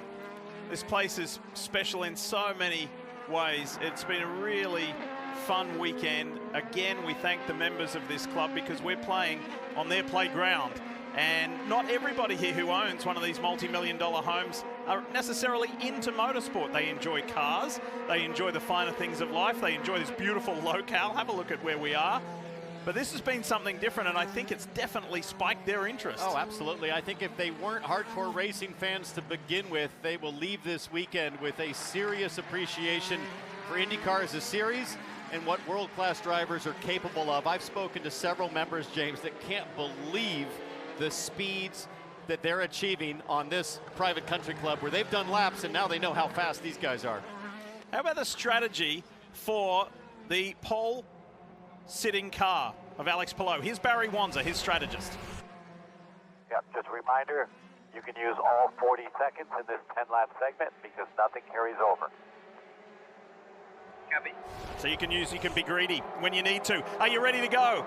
It's the Thermal Club $1 Million Challenge. 12 IndyCar drivers and their machines representing their teams and sponsors with all the money on the line. This is the first half. The Thermal Club $1 Million Challenge is away. Green. Palou with a massive jump there. That's what he needed to get to the point clean. Further back, it's McLaughlin working the high side of Rosenqvist. He goes around Felix Rosenqvist. Graham Rahal out in the dirt. His teammate Lundgaard in that black and red machine looking for a line. 2 by 2, you see Lundgaard on the inside of Rahal there, already at the back. Colton Herta taking his time, just tiptoeing around. We're seeing the strategy play out immediately, but up front, Scott McLaughlin's got the bit between his teeth, side by side with Agustin Canapino through 4 and 5. Great action. A little further back, behind Rosenqvist, here's Colton Herta. Gamesmanship in full play. This is the conspiracy theory that Marty Snyder came up with yesterday, and Colton Herta's doing it. Listen, Marty, he is barely grating the cheese. So Townsend, here's how it runs. You can go 10 seconds slower than the leaders and not go down a lap in these first 10 laps here at Thermal. So 100% the strategy, as Rob Edwards promised. Go slow for Colton Herta, hoping to go fast later in the day. Look at this shot. The last car you see in that shot there is Agustin Canapino. That short straight, Colton Herta wasn't even within view. He is playing the game, and just like his father called a winning strategy for Alexander Rossi at the Indy 500 with clutch and coast back in 2016, so does Colton Herta. Gamesmanship runs deep in the Herta family. Hey, it might just be the winning move, guys. Some of these teams tried this exact format in testing. They did 10 laps on a set of tires, came in, fueled up, did another 10, and by the end of that 20 laps, they were up to 4 seconds slower. I think Colton Herta might be going too fast, actually, because why not go even slower, bank on a yellow, and if you need to at the end to stay on the lead lap, you start pushing. I think Colton should go even slower right now to save the tires. I'm honestly surprised more drivers aren't trying it. I wonder if Agustin Canapino's maybe trying to fall back a little bit because he's lost quite a bit to the train already. Alex Rossi had an aggressive first lap, picked up a spot, but now he's kind of backing off a little bit. And just as a reminder, what will happen here is the close of 10 laps, 10-minute break, and they fill the cars up with fuel, but they do not put new tires on. Look at Colton Herta's last lap, over 12 seconds. slower than Palou. This is management with a capital M, and I think the car in front of him has woken up to it as well. Augustine Canapino, Marty. Rob Edwards told me they have been doing math on this for weeks. So Colton Herta actually was told a moment ago where his pace is relative to the leaders. Listen. All right, that's probably too slow. Yeah, I think it's probably a little slow. I'll give you a read once it gets some lap time complete. So Townsend, what Rob Edwards wants him to do is be about 8 seconds slower than the leader who ran a 1:02 last time for Alex Palou. So that's their goal. And again, all in an effort to save the Firestones for the final 10 laps when the money's on the line. Yeah, as long as they don't run afoul of any... Oh, big lock up there from Pietro Fittipaldi trying to get inside his teammate, Graham Rahal. So that's getting pretty spicy between teammates on board the 30. So the Paris Olympics are coming up this summer. You do what you have to do in the heat to make it through to the semi-final, say in track and field. Semi-final, you do what you got to do to make it to the final. You save your best for the final. That's what Colton Herta is doing here, saving himself for these second 10 laps. We ride aboard with Pietro Fittipaldi, thanks to Hub. Try to do 0.65. No push the bus usage.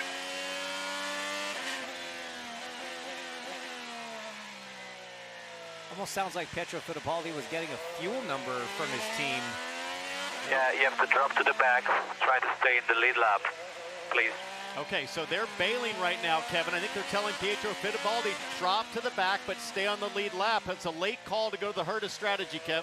Well, they we have to do 0.65 GPL. Look at the number close to your tire pressure, and I don't think we can keep the pace with the other guys, so you have to go to the back and save fuel. They miscalculated, did not get enough fuel in, so that's the issue. What? Oh my goodness. That's very surprising. Try to do 0.65 GPL. Having to save fuel right now in a 10-lap sprint, that's not ideal. Big miscalculation from the RLL cam. Yeah, super strange. I'm looking ahead at the leader, Alex Palou, a 1:42.3 on that second lap. That's still about a second a lap slower than what he was running at the end of his heat. So even at the front, we're controlling the pace. Let's talk about Graham Rahal's car with Kevin Lee. And another issue for another Rahal Letterman Lanigan driver. Let's listen to Graham Rahal. My throttle's sticking, I think. Yeah, I think my throttle's sticking. All right, use your best judgment. Use your best judgment. We're looking into it. If you couldn't understand him, he said, I think my throttle is sticking. By the way, after the end of the heat, he said those guys, the Ganassis, are on another planet. My throttle is sticking. Tell Pietro. Not my kind of cruise here. So some team communication there, and just saying, tell Pietro, my teammate, what I'm going to do. I'm just going to cruise here. So Graham Rahal with an issue. His teammate right behind him there. We approach the halfway mark of the first segment of this Thermal Club $1 Million Challenge. Coming up in the 10-minute break, the teams are allowed to do only this: add fuel, adjust the front or rear wing angles and wickers, adjust the tire pressure, and attend to the driver. That's all they're allowed to do. That's not a lot of adjustment for these engineers and these drivers to work through, but that can make a difference. Tire pressures are huge, wing angles very big, especially at a fast circuit like this, but you can see these drivers just trying to tiptoe around and take care of those tires. You don't want to slide them at all. You don't want to have any wheel spin coming out of the corner. All of those things just spike the tire temps and really, really degrade the tire quicker. Well, nobody's chilling more right now than Colton Herta. You see the gap. He's 30 seconds back of Palou. 6 laps still remaining, so this would put him on the current pace about a minute and 20 back, something like that at the finish. He might slow down even more as you see Colton Herta just putting around, almost like it's a pace lap. 8.5 seconds slower that last lap than the leader. And only just in front of him, 4 seconds up the road, is Augustine Canapino, so definitely the same program coming out of the JHR camp. So here's the question. How much faster will Colton Herta be in the second half? We think maybe as much as 2 seconds a lap. That assumes clean air. But if Colton Herta starts 12th in the second half, he's got to pass 11 cars to win the money. That's going to be tough. Even if your car's 2 seconds faster, doesn't mean it's 2 seconds faster with cars in front of you. Did you see the NASCAR Cup Series race last weekend in Bristol? It's the same kind of theme and topic, because when drivers had fresher tires, They said it was like a video game. Kyle Larson, Josh Berry, they were siding their way through the field. And Marty, that's what we're going to see in the second half of this, maybe with Colton Herta. Boy, that could be a thrilling final 10 laps. Rob Edwards just told Colton Herta, you can slow it down by 1 second. But here's the thing, Hinch. There's a method to what Colton Herta is doing here. Notice how he's working the throttle, right? He is babying it through the corners, but when he hits a straightaway, he's as pretty hard on as he can go, right, with the throttle. He's all the way to the floor there, but through the corners, he is slowing down, just trying to save those Firestones. But will it be enough, to your point? 10 laps, not a long time to go all the way through the field. Only one way to find out, Marty. We got to see where this car is about 15 laps into this adventure. Yeah, it's really a flip-flop from what we usually see in IndyCar racing, which is saving fuel and getting the lap time with your tires. This is just the opposite. 100% tire save, zero concern on fuel. It'll be fun to see how this plays out for Colton. Yesterday, we had a huge sandstorm blow through here. And Hinch, that's what this feels like. This feels like the calm before the storm, before that second half and those second 10 laps. Yeah, you definitely get the feeling every driver here is taking care of their equipment a little bit. Looking back a little further, the difference between Rahal and it was his teammate Pietro Fittipaldi until just now. Christian Lundgaard has finally gotten around him, having to save that fuel. It's opened up a 10-second gap.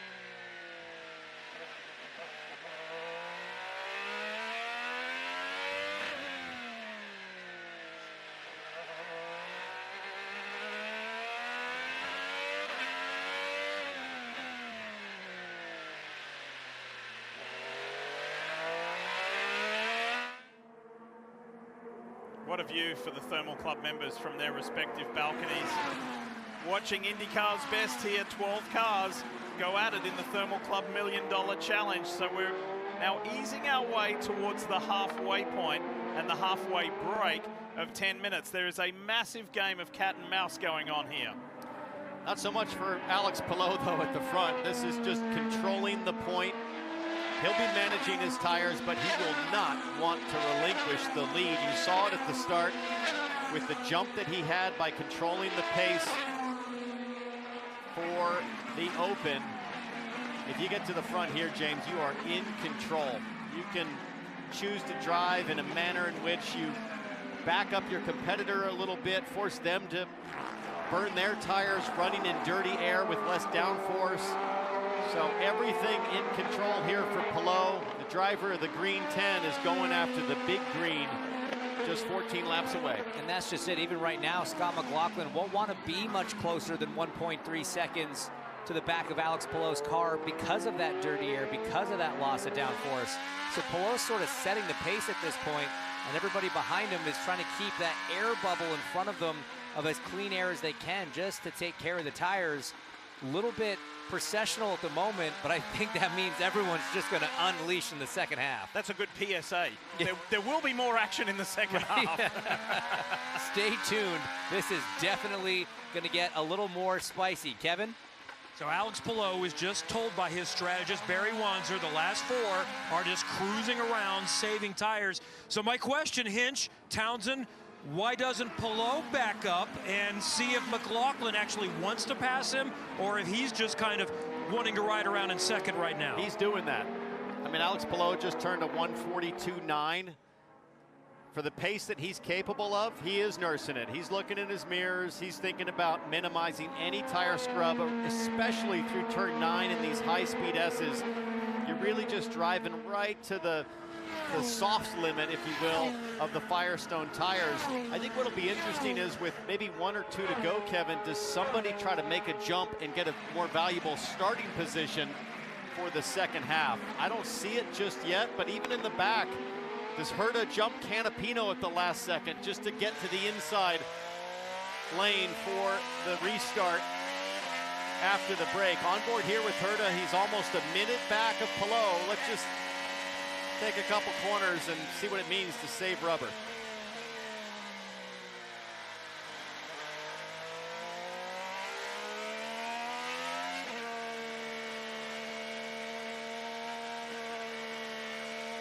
It is so painful watching that, Townsend. As a driver, you just want to be putting your foot down and going. We're all thinking, I could do that. Yeah, anybody could do this. It's so, honestly, it's so tough to hold yourself back and really take care of those tires, but you see them closing up on the back of Pietro Fittipaldi now, who we know is having to save a crazy amount of fuel. You were not allowed to stop and fill up the car, so I'm not sure what happened. He runs out of gas. He runs out of gas. He's just trying to make it to the halfway break. Someone used the wrong calculator there. Let's take a look maybe at what Alexander Rossi has seen. He factored heavily in the heat race. On board here with Rossi. Looks like he's saving as well. As he heads down to turn 2. Yeah, a 1:50 flat from Rossi on the last lap compared to a 1:42.8 from Alex Palou. So definitely playing the save game, but he's got the benefit of being at 9th rather than Herta down in 12th. I think Townsend is right. People are going to turn it up and maybe try to get some positions at the end. Rossi was just told, all right, next lap, let's do around 106, 107. Let's pick up the pace a little bit.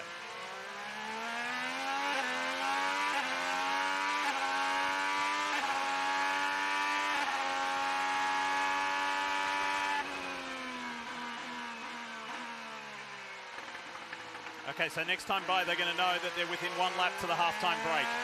It'll be a 10-minute break for them to make any adjustments within the rules to the front or rear wing angles or the wickers.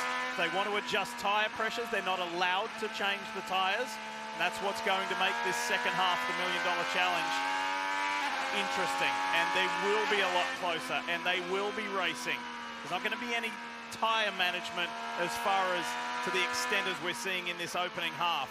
They'll be racing. There's a lot of cash on the line and $500,000 to the winner.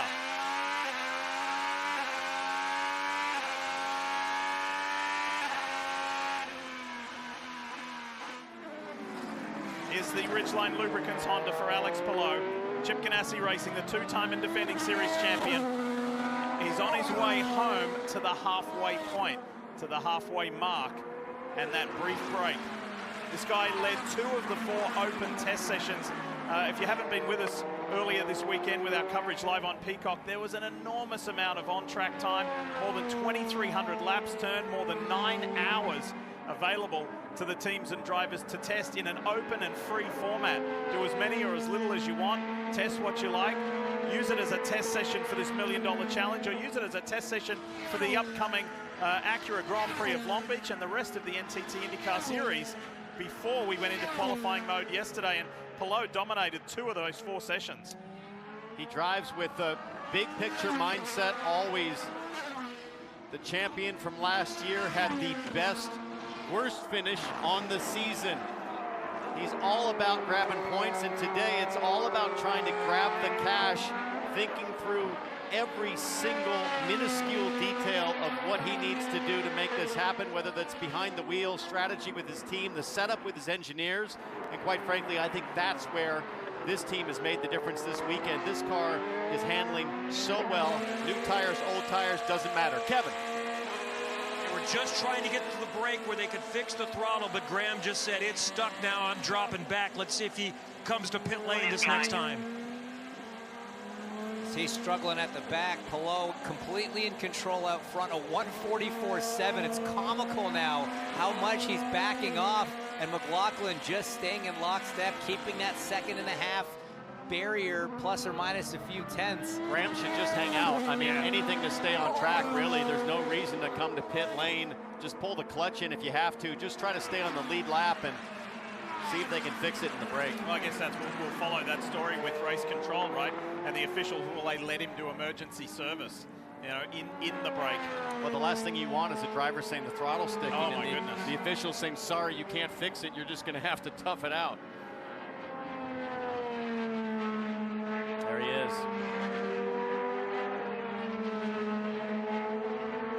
IndyCar race officials are there talking to the Rahal Letterman Lanigan staff. So Rahal did not make it to the halftime break, which is coming up right now.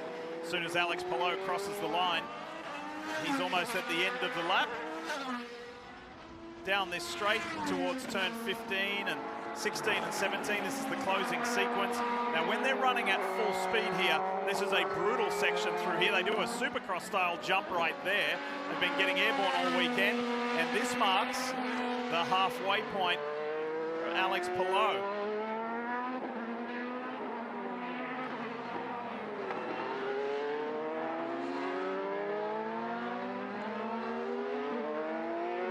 When the last car on the lead lap crosses the line, we will get the flag that freezes the field. Now, so you see Palou's back way out of it here. So this is Pietro Fittipaldi, last car on track. And look, he's almost there. Yeah. That's the race leader. I'll tell you what, but that's exactly the strategy, is for Fittipaldi. Well, in this case, he was short on fuel, but he's just trying to minimize, in this case, fuel burn, we think, and his tire usage will be the least amount of the field. So it's kind of cool because Pietro Fittipaldi, look at that, 102 seconds. I look at that right now as tire energy. Yeah. That's a lot. It is a lot saved. It was out of necessity, not necessarily strategy. Conversely to the Hertas, Canapinos, and Rossis of the world. Quick reminder of the half-time rules. The teams can add fuel, adjust the front or rear wing angles and wickers, adjust the tire pressure, and attend to the driver. Those 4 things, that is it. Left tire. I'm getting a pit now.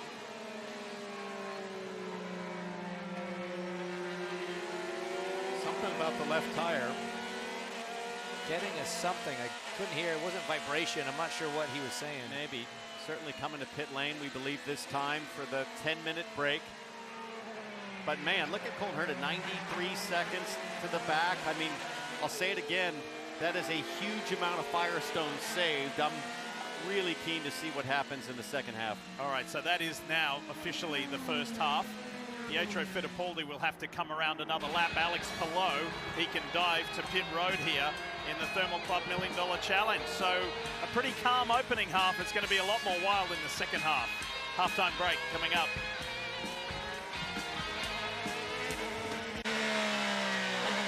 I've just read a rather amusing tweet from Emily saying, come on, do something. I think that sums up that first sector of the 20-lap main event. Somewhat scratching my head here as we ride on board with Colton Herta.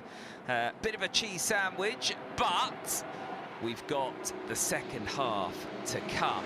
And now the teams and the drivers will have to go flat out from the green flag to the checkered flag, because there's $500,000 on the line and it's now or never. So the strategy that we've sort of painfully see play out in that first sector, well, that's going to have to come to fruition now. Who has saved enough of their Firestone rubber in order to attack in this second 10-lap sequence? Well, the teams can refuel. They'll make a few adjustments in terms of tyre pressures, and well, I don't think a handful of the drivers were going quick enough to find out what the balance was like on their car, so I don't think they'll be making too many wing changes or wicker changes, but the drivers will be getting their head in the game now, and the strategists and the engineers will be talking to their drivers as to what is expected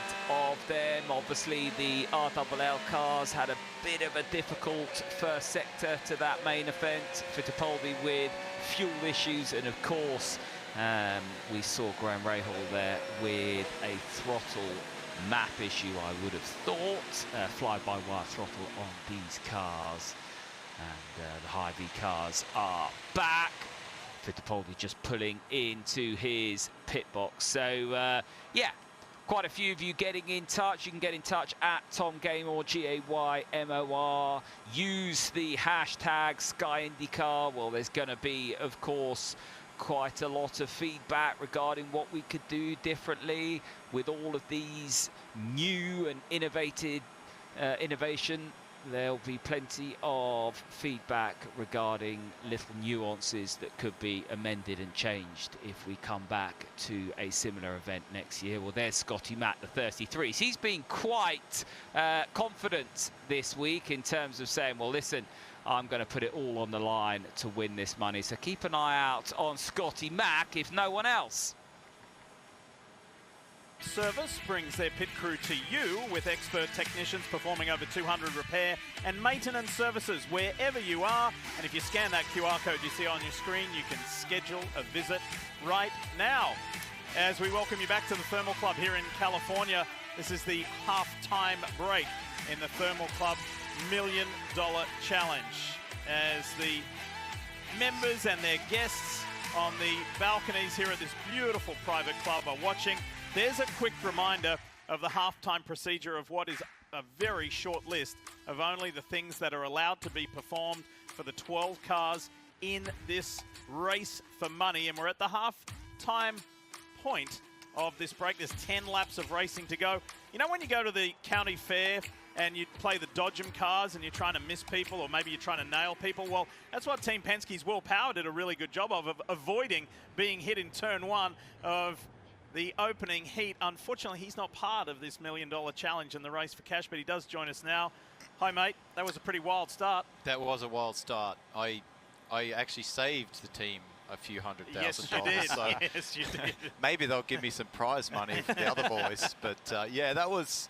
I didn't see what happened. I actually haven't seen the replay, but I just saw the 77 T-bone someone, and I kind of went around the outside and went to the back. Grosjean got hit from behind by Dixon, so that sent him running, and you did a great job to avoid it. We'll see. Let you see it for the first time here. Talk us through this, Will. Yeah. He doesn't know. I don't know, but it looks like Colton tried to make it 3 wide. You're going to see Dixon on the right here get in the back of Grosjean. Oh, yeah. That's nasty. And watch it's this. actually a nasty situation right there where you've got that curb. Grosjean coming through the dirt. Ah, poor old Renus, man. Boom. At Yeah. what point did you see? I saw him coming. Your Yeah, eye? when he was at the curb, I was like, Look at how far right you had to turn. This is a great. This is a great view it's here. a good view, yeah. Yeah, I was like, yeah, we're good. No, we're not. Oh, yeah, it's very close. Very Your close. left rear Very, was very close. awfully close. This is on board with Colton Herta. Oh, yeah, so he's made the jump, made it three wide. Dixon actually texted me after and said that, I won't say what he said. But he told us Grosjean went left, Yes, and he thought he was going to stay there, exactly, and he came back over. That's what he said to me. I didn't want to say it if Scott hadn't said it, but yeah. But I mean, how does it feel at this point? You know, you've had to go so far off the track. You know you're down to the absolute tail of the field. And was there any hope that you were going to make progress? Yeah, I was, man, I was wondering where I was because how many people got knocked out in that. So if it's 10th, you've got to make 4 up. I made a couple up, got up to that group that Colton was holding up. But it's just, you know, once the tire's dead, track's very slippery. There's not many places that you can make a move. That move on Kirkwood was good. I made 2 moves through those S's, you know, just hammering through the 2 fast corners and then just throwing it up the inside because it's pretty wide entry. So Will, 10 more laps to go. They're going to fill the cars up with fuel, but same tires. It's fittingly that we've got Slick Willie P up here. It's going to take some fast hands and fancy footwork to keep your car on track here. It will, and I think Colton's strategy was a strategy that we talked about beforehand. If we're like starting around that 12th, 10th, even 9th, honestly, like if I was Rossi, I would have just been as slow as you can go and be within the 105% rule. And I think you're going to have a pretty good race. Like I reckon you're going to make it up into the top 5. Well, Will, thanks so much for sparing us some of your time. You'll be cheering on your Team Penske teammates. There he is, Will Power, a man with fast hands and fast feet. No superstition, but he can play the beat to the Stevie Wonder Classic. That's what Will did the other night at the draw party. He'll be a spectator just like us, watching this Thermal Club $1 Million Challenge. That's coming up.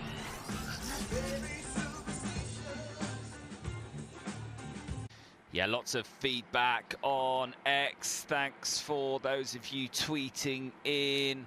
I think the big question mark here is the fact that the tyre won't do the 20 laps. It just genuinely won't. When you speak to the drivers and teams up and down pit road after the test, you know, there was real concerns that the tyre would not just drop off. It would literally be on the cords come the end of the 20-lap race, and that's the degradation here at Thermal. And of course, with no pit stops, it makes it very, very difficult. So the engineers have almost outthought the organisers here in terms of the best way to get this done. That's what engineers do, and they do it incredibly efficiently. And that has led to maybe not the most exciting of first halves, but let's look forward to the second half now, because I genuinely think we're going to have a real motor race, albeit a 10-lap dash to the cash. A win it or bin it style event, if you like. And Alex Palou still very much, for me, the driver to, you know, to beat. He's very, very good on these 23 tyres, these 2023 tyres. This is the last and only time that we will see these 2023 tyres run on these Indy cars, on this DW12 Dallara chassis, because of course we started St. Pete on the 2024 tyre. It's a harder compound, much more durable. That's for the extra weight of the hybrid systems that are coming. And if you're interested in the hybrid systems, you will have followed the story over the winter. Of course, their delivery has been postponed. Only a couple of teams were testing with that hybrid system across the winter months. All of the teams will get a chance to run with it. So the teams like RLL, who haven't had any running at all, they'll all get a chance to run with it next week at the Indianapolis Motor Speedway on the road course there. So there is progress being made there. The rumours are that we might see that hybrid system come to fruition in and around Mid-Ohio. It's quite strange to deliver that type of, you know, change mid-season, but that's the hand that IndyCar have been dealt at the moment. I think Fittipaldi's been disqualified here. Not following IndyCar rules is what's coming through my ear. So Fittipaldi is out of the car as we head back. Corvette, courtesy of Hy-Vee. Simply scan the QR code you see on your screen there now, and by entering for a chance to win one of 3 Corvettes. Yes, 3 on offer this year. There were multiple Corvettes on offer last year. It was hugely successful, so get amongst it, be a part of it, scan that QR code. We wish you all the best of luck. No luck, however, for Team Rahal Letterman Lanigan's Pietro Fittipaldi. He is out of his MyJack Honda.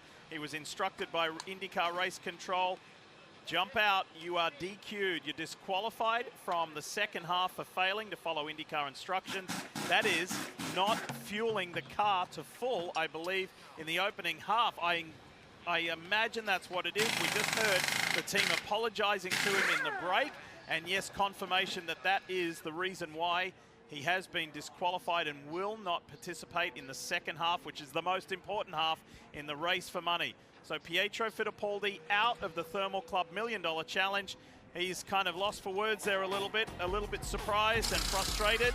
So we'll finish off this halftime break and go racing when we come back. Situation to be in, your teammate had a stuck throttle and he is out. So we're only a handful of minutes away from the green flag. There's Pietro Fittipaldi just giving his side of events. But as I said earlier on, you know, RLL, a team that got all 3 cars through to that main event, not really covering themselves in glory there. Of course, Graham Rahal had that issue, and these things happen, but a mistake when it comes to the refueling for Fittipaldi, and he will play no further part in proceedings as we look at, well, the backdrop there, the mountains.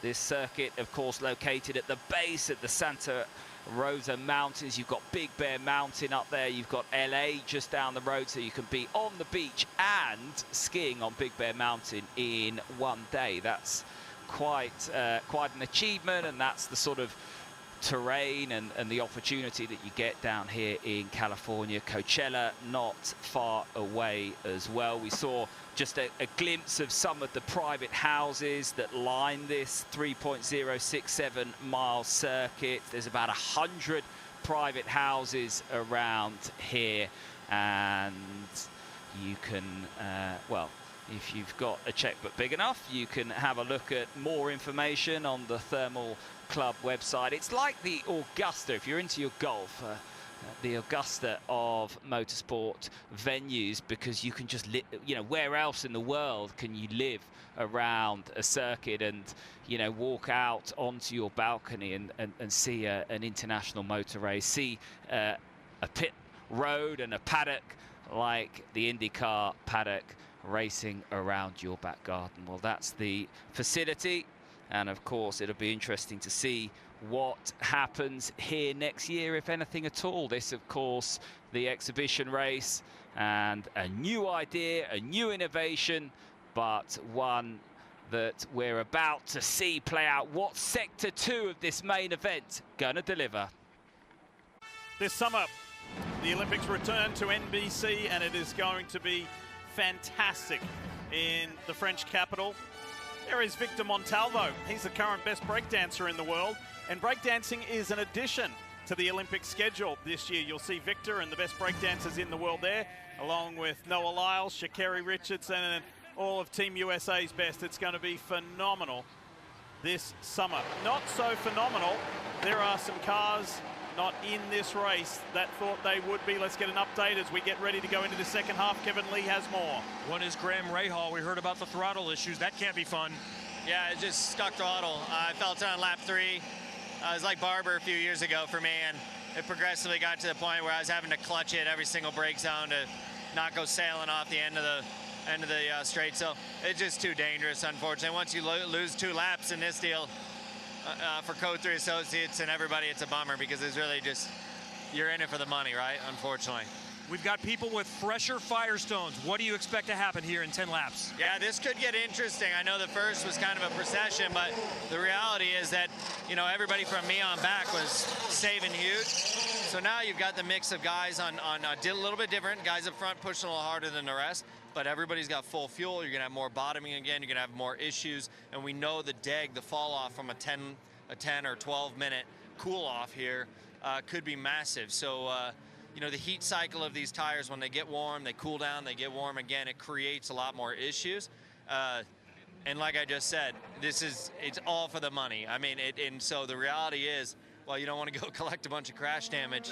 You really got nothing to lose here. So I'm pretty excited to see what happens. I wish I was in the race, but I'm pretty excited to see what happens here. Thanks, Graham. It's time to go, guys. Well, think about Rahal, Letterman, Lanigan Racing. All 3 of its cars made the Thermal Club $1 Million Challenge, but 2 of them are unable to partake in the second half. And the third one, Christian Lundgaard, had damage. Here he is, the Hy-Vee Honda. He's been sent to the back of the field for emergency service during that break. So RLL cars really got the wrong end of the stick there, and this guy, we're going to have to see what he can do from the back of this field. However, there are 2 less cars in the field, just 10 cars in this final portion. It's been such a strong week so far for Christian Lundgaard. He's been in the top 5, top 6 in a lot of these sessions. That contact in the heat race, very unfortunate for him. But one of the guys we're going to be keeping an eye on is that Colton Herta, the 26 car, Marty, who really took that tire saving to a whole new level. Yeah, Rob Edwards, his strategist, told him you did exactly what we needed you to do. And then Rob turned to me and said, I think that was a little harder to save all that tire for Colton than he thought it was going to be. But those Rahal, Letterman, Lanigan cars falling out is a real gift to this 26 team. That means he will start 9th in theory for these final 10 laps with those fresher tires. I asked Rob, is there any way to understand if you saved enough tire? He said, we're all flying blind here. We have no idea what's going to happen. But Colton Herta, Diff, always one of the most exciting drivers in IndyCar. If he has a tire advantage, trust me, he's going to take advantage of it. Think about how he started the heat on the inside of Dixon there, and then there was all that chaos after that. And if he comes out of this winning the Thermal Club $1 Million Challenge, he's going to be laughing with the biggest smile. One thing we've been remiss to say, Townsend, single file restart. Yeah, that makes Colton Herta's job a little more challenging, but James, push to pass is available. I'll go back to what I said earlier. Colton Herta saved about 90 seconds of tire energy, but right now as he sits here, he's only about 6 seconds behind. Getting ready to go. This is up at the top end of the circuit, coming through turns 16 and 17. Alex Palou, who's pretty much been in control of everything here at the Thermal Club. Will Scott McLaughlin allow him to be? Here we go, the Thermal Club $1 Million Challenge. The final half is underway, and everybody is racing for the big money. McLaughlin very close through turn 17 there. Both drivers on the button. A lot more from Palou.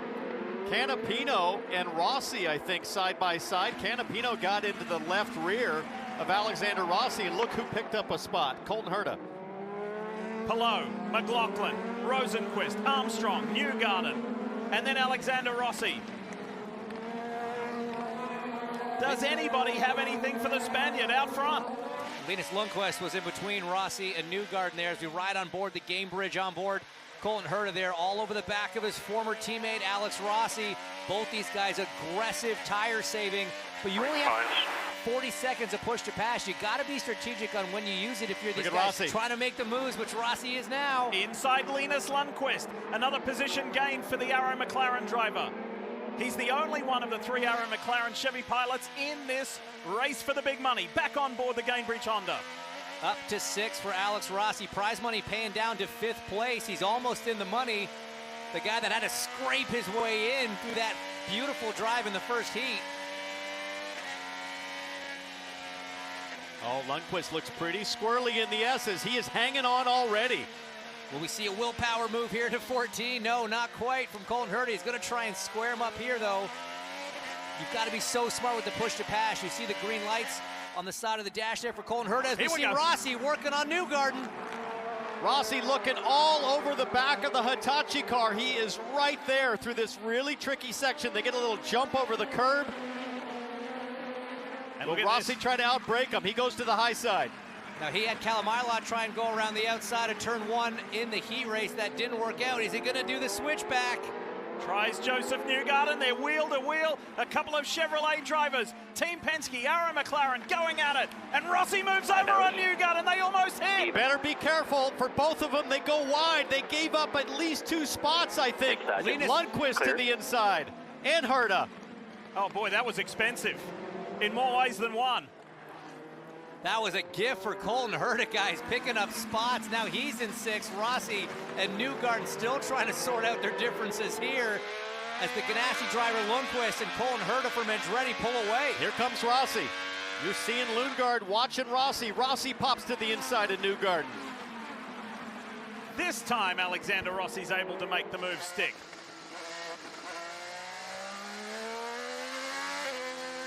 Guys, Colton Herta is still only 6 seconds behind Alex Palou.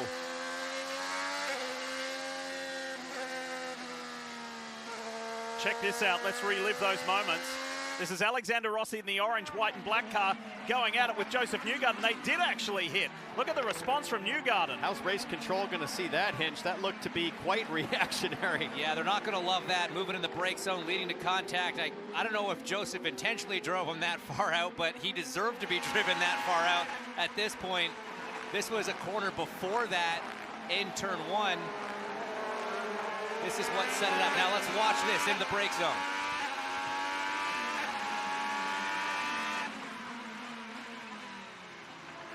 So they both run wide. There's no grip offline, and meanwhile Lundqvist and Herta say, thank you very much. Then 2 corners later, Rossi back to the inside. Bottom box, Colton Herta working on Linus Lundqvist. Popped out of Lundqvist there, had a go, but wasn't quite close enough. Oh, be patient, Colton. You still have that tire advantage. You are 7 seconds back. And look, the next 4 cars are right there for the grab. This is almost exactly what Alexander Rossi wants, is Colton to make some dive bomb move into Linus Lundqvist and pick up the 2 spots that he lost battling with Newgarden. But look at the push to pass situation, guys. 6 seconds is all Alex Rossi has left. That is not a lot. Here comes Herta. Look at him. He's making the move the inside of Lundqvist. He gets another one. Colton Herta in the top 5. 8 laps to go grab $500,000. He is on his way. He's in the money. And outside of McLaughlin has the 2nd most push to pass left.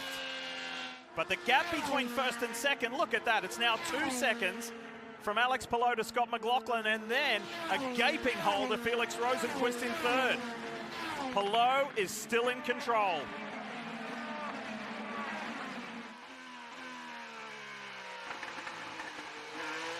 Wiggle. Big bobble there from Lundqvist, James. He's losing his rear tires quickly. And Rossi can't afford to waste any push to pass. This is going to be a tough one into 15. Big lunge from Rossi. Overshoots it.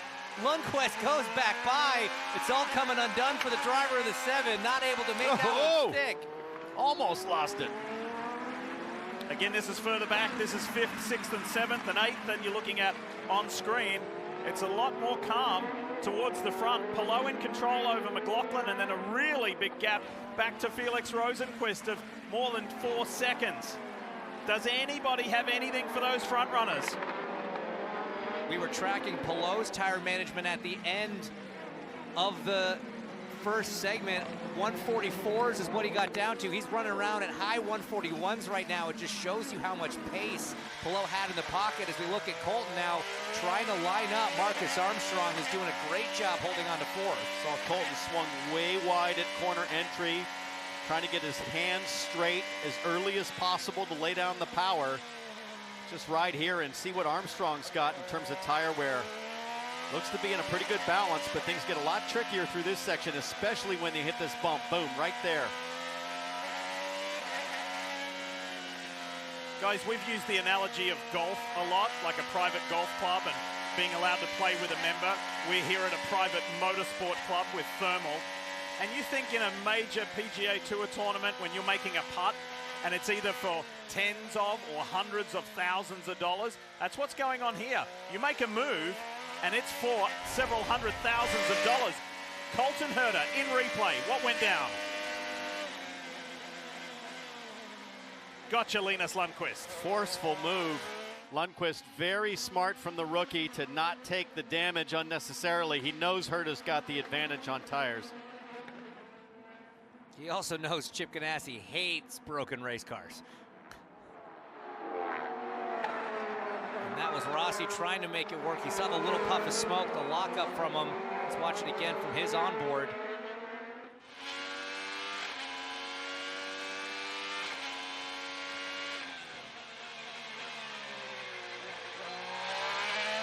And look, there might not be any championship points on the line here. Yes, there's big money on the line, but that's really valuable racing experience for the rookie, Linus Lundqvist, going up against an Indianapolis 500 champ like Alexander Rossi. Meanwhile, a little further up the field, Colton Herta has now caught the 4th place. Marcus Armstrong continues his climb through this field. There's Rob Edwards. That's the man you hear on the radio for Colton Herta at Andretti Global. He'll be giving Herta an update on push-to-pass seconds remaining of both Herta's car and the competitors, Marty. How's his strategist going to play out? Well, he just gave him that update, Townsend, of where they are on push to pass. You see that on the left-hand side of your screen. But he also reminded him, you're 4/10 quicker than Armstrong in front of you in that green car. And you're also quicker than Rosenqvist up the road, who has struggled all weekend long on older tires. So a podium might be on offering today for Colton Herta here.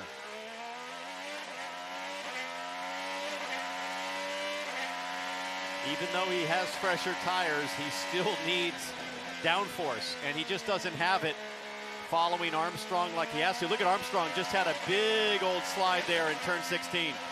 Guys, look at the prize money and think about the difference between 5th to 4th. It's $50,000 pass. Then you up it to another $150,000 if you go even further. There is a lot on the line here for Colton Herta. Yes, he may be the highest paid driver in the field, but money is money, and you want more of it. Yeah, I rarely hear people saying they want less. Exactly. So I think this is a good move. Let's going to take a look here at the last 3 lap times. Alex Palou versus Colton Herta, powered by NTT. There you can see up front in that clean air, Palou just able to knock off those laps, but Colton stuck in the dirty air, not able to match him despite the tire advantage.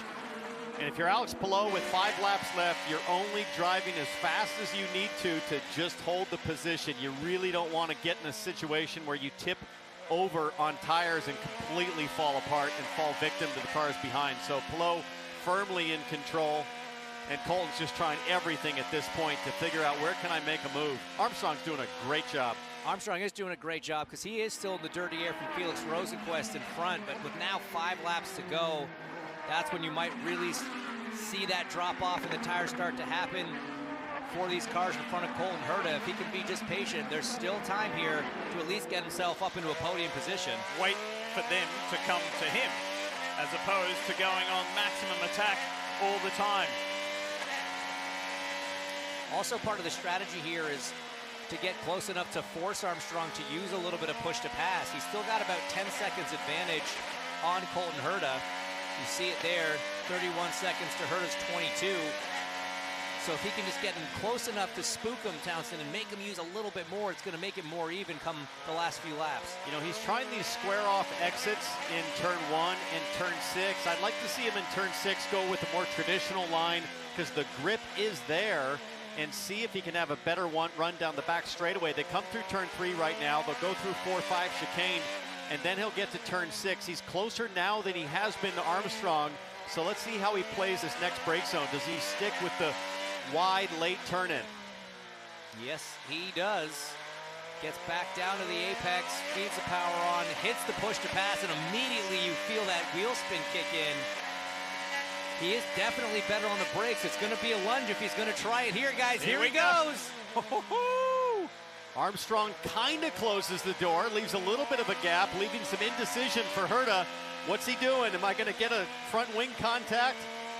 But crucially, that was a solid 5-6 seconds of push to pass that Herta had to burn there. I'm not sure whether or not Armstrong used it in defense as well. We'll see when they come back across the line. But either way, great driving from Marcus Armstrong on the defense side.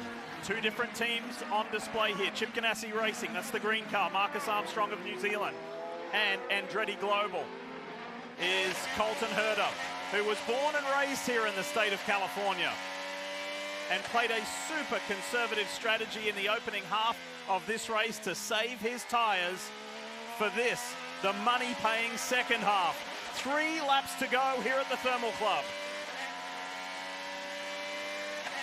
For those of you who just turned on to NBC, welcome. If you're wondering what all this is about, it's a non-championship points race for the NTT IndyCar Series with just under $2 million total prize purse.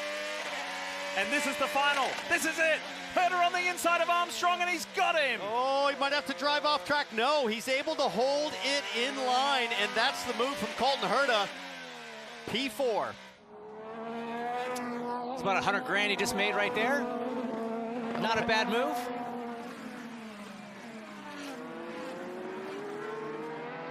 I mean, he doesn't have the time, the push to pass. There's 25, you only have 8. Don't use it unless you need to when you get to Rosenquist. Or the tires to catch Alex Palou, but this strategy is pulled off from all the way on the back row in the heat. But he gets a little bit of clean air now, Diff. About 2 seconds back of Rosenquist. I would expect Colton to be able to close quite easily here as his vehicle his downforce is optimized with clean air, and he's got the fresher rubber. So how quickly can he close the gap? This is further back. What about for the big bucks at the front? What is Alex Palou doing that just prevents anybody, Kevin, from getting within 5 seconds of him? And he's not said anything the entire session, as you can expect, because it's going perfect. Let's go back to St. Pete a couple of weeks ago. Watching social media, some people were saying, hey, is there an issue with Ganassi this year going to 5 cars? Their best finish was Palou in 6th. I kind of wondered if maybe just the way the race played out, they couldn't use any tire strategy. Well, here where that matters, Alex Palou is dominating. Ganassi running 1, 5, and 6 this weekend. And next time by, Alex Palou is going to see the white flag signifying 1 lap to go, 3 more miles of racing. And that $500,000 is going to go to him and the Chip Ganassi Racing team. You think back to St. Pete, Diff, it was the Chevy show, 1 through 4 with the bow ties. It was Colton Herta, the top finishing Honda. Right now, you've got 4 Hondas in the top 5. So it has definitely been a flip script in terms of the manufacturer battle here at Thermal. Unfortunately, not a points race. This is what controlling a race looks like. And somebody as aggressive and as determined as Scott McLaughlin of Team Penske in this XPEL Chevy hasn't been able to do anything about Alex Palou. Had a charge early on. He's doing the best he can with what he's got. The other thing I think we're seeing here is with all the testing over the last 3 days, the qualifying, there's a lot of Firestone rubber that has filled in the racing groove of this track, and that's only helped the tire wear situation for somebody like Palou. There's Colton Herta. Not closing as quickly or as much as I would have thought there on Rosenquist, but he's done a really fine job coming from the back and mixing it up strategy-wise to potentially finish well into the money here in the top 4. White flag. 1 more to go. for Alex Palou, the two-time and reigning series champion. You know, we mentioned at the top of the show there hasn't been a non-championship points race since 2008 in Surfers Paradise, and there was a lot of intrigue as to what this would be like. How would it play out? Is it going to be beneficial? There's been a ton of laps turned over this weekend in both testing format and qualifying and racing, so it's been very valuable. The next race on the schedule, by the way, stays here in the state of California. That's coming up April 21 on the famed streets of Long Beach for the Acura Grand Prix. And I call him the surgeon, and I think he's demonstrated this weekend, James, he's never been part of our highlights package of things gone wrong, right? We haven't seen him sideways. We haven't seen him backwards. He hasn't left the racetrack. It has been clean, ultra precise, and very surgical. I think he locked a tire once in turn 3 back on Friday afternoon, maybe. I'm not sure. Don't quote me on that. Look at that. This is just smooth as this Thermal Club track. He's treated the members who like to drive here in their own cars, whether they be Porsches or Corvettes or Ferraris or whatever they are. There's been a lot of exotic cars here, McLarens, and incredible. He's showing them how to handle their track in the best possible way, where there's $500,000 on the line going to the winner. That's him and his team. Prize purse in total more than $1.7 million at this very unique place and unique event really for IndyCar. This hasn't happened in such a long time. The 26-year-old Spaniard, Alex Palou, wins the Thermal Club $1 Million Challenge. Let's go! Yee! Thank you, boys. That's awesome. Scott McLaughlin of Team Penske follows him home in second, and Felix Rosenquist for Meyer Shank Racing in third. And Colton Herta's strategy of being very conservative, waiting at the back in the opening half, and then coming through, nets him 4th place, and plenty of money as well. 4 different teams, boys, in the top 4 positions. And Alex Palou says, I'll take $500,000, and what was all the fuss about? That was pretty straightforward. Cash money for the 10 boys and owner Chip Ganassi. You know, there's a couple casinos nearby Hinch. It could be a wild night. Go put it on green, man. Really take a swing at it. Safe bet. Try to triple that money right there. I mean, this was well and truly the Palou show. Right from qualifying, that performance to get that lap done after the Marcus Ericsson red flag. Incredible. We go to that heat race, complete control, and then absolute dominance here. It was the Alex Palou of old. We didn't see these flashes in St. Pete like we were used to seeing in 2023, but you can tell that 2024 Alex Palou is just as fierce. There's Chip Ganassi, the man behind the name, and he's going to celebrate with his championship-winning driver in the Ridgeline Honda. And this checkered flag moment brought to you by Advance Auto Parts. Who else but the champ? Nice work, Alex Palou and the 10 team from Chip Ganassi Racing. There's Barry Wanzer. We heard Barry on the radio earlier, just telling Alex what he could do, how he could use that push to pass and how to manage it. And what a nice boost for Barry Wanzer, who has just come back from some very serious health challenges over the off-season himself. And those two individuals are very much a winning combination. Oh, and that feels good. Even though no championship points, big money, great location, super weekend. And the Palou show, as Hinch dubbed it, rolls on. It rolls on, and this driver and this race team have been winning for a while now. And what I love about Alex Palou is he always takes what's on offer. He never goes for more than what he's capable of getting, and today he leaned in with both arms on the poker table and took all the chips because it was possible. He should be very proud. What a job.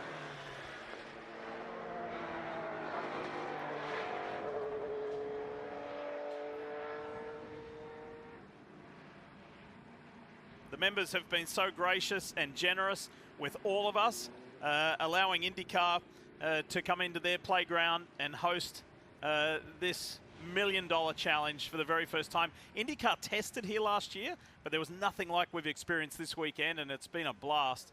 And so thank you again for letting us come along in the shadow of these magnificent mountains here in the Coachella Valley.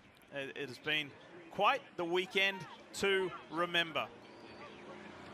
And here comes Alex into this courtyard area where the entire fraternity has been enjoying lunch and some ice cream every day. It's been a wonderful community feel. And now it's time for this guy to celebrate what was a command performance. He's a pretty relaxed guy, and he'll be like, yeah, that's what we do. That's just how the 10-car works, isn't it? Colton Herta, well played. Money earned. Different strategy to everybody else. And a good one.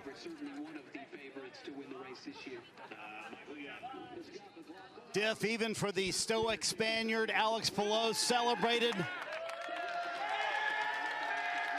with a big yell on the radio to his team. $500,000 richer. He wins the $1 million challenge. Boy, Alex, even as good as you guys were all weekend long, did you expect almost a 6-second victory when you're racing for $500,000? No, honestly, the car was amazing. The 10 crew and all the Chip Ganassi Racing guys did an amazing job. So, yeah, super proud. All weekend's been amazing. I was a bit surprised how the competitors treated the first 10 laps, saving tires. I was like, all right, that's our game. I like it. So, yeah, super proud of the 10 car and everybody at Chip Ganassi Racing. You're going to get this question a lot today. What are you going to do with $500,000? I need to buy a lot of diapers and pajamas, so probably I'll do that and probably do some small party with the boys. There you go. The new dad going to go buy some diapers with $500,000. That'll buy a couple diapers, I think, Kevin. Colton Herta might have been the star of the show along with Alex Palou, going from near the back in the heat just to make it. And then you made what we talked about all weekend true. You saved the Firestones in the first half. Was that a hard decision at all to do that and not race?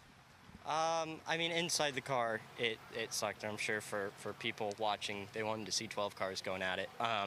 But you got that in the last half, and I think our strategy worked. We were talking about it like on pure pace, you know, maybe we can move up like 6 spots at most if we get a little lucky and cars have some problems, you know, but if we save the tires, might be able to get a little bit more. So that's what we went for, and obviously the tire advantage is pretty big, so we were able to pick off everybody on the way up there. Did you approach those overtake opportunities any differently in a non-points cash race than you would have otherwise? Yeah, I didn't care. Yeah, it's feast or famine, and I was hungry. So the game returned to 8 today, and P4 is not too bad from when we started. I guess theoretically like 25th or 26th at the start of it. But no, it was cool. And you know, with Marcus there, he gave me plenty of racing room, and it was a really fair fight. So I appreciate that from his side of things. But yeah, it was a lot of fun. Well done, guys. He doesn't care. No crash damage paid by Colton Herta, and there is none on the car. Hey, that was $100,000. $100,000 for fourth place going to Colton Herta.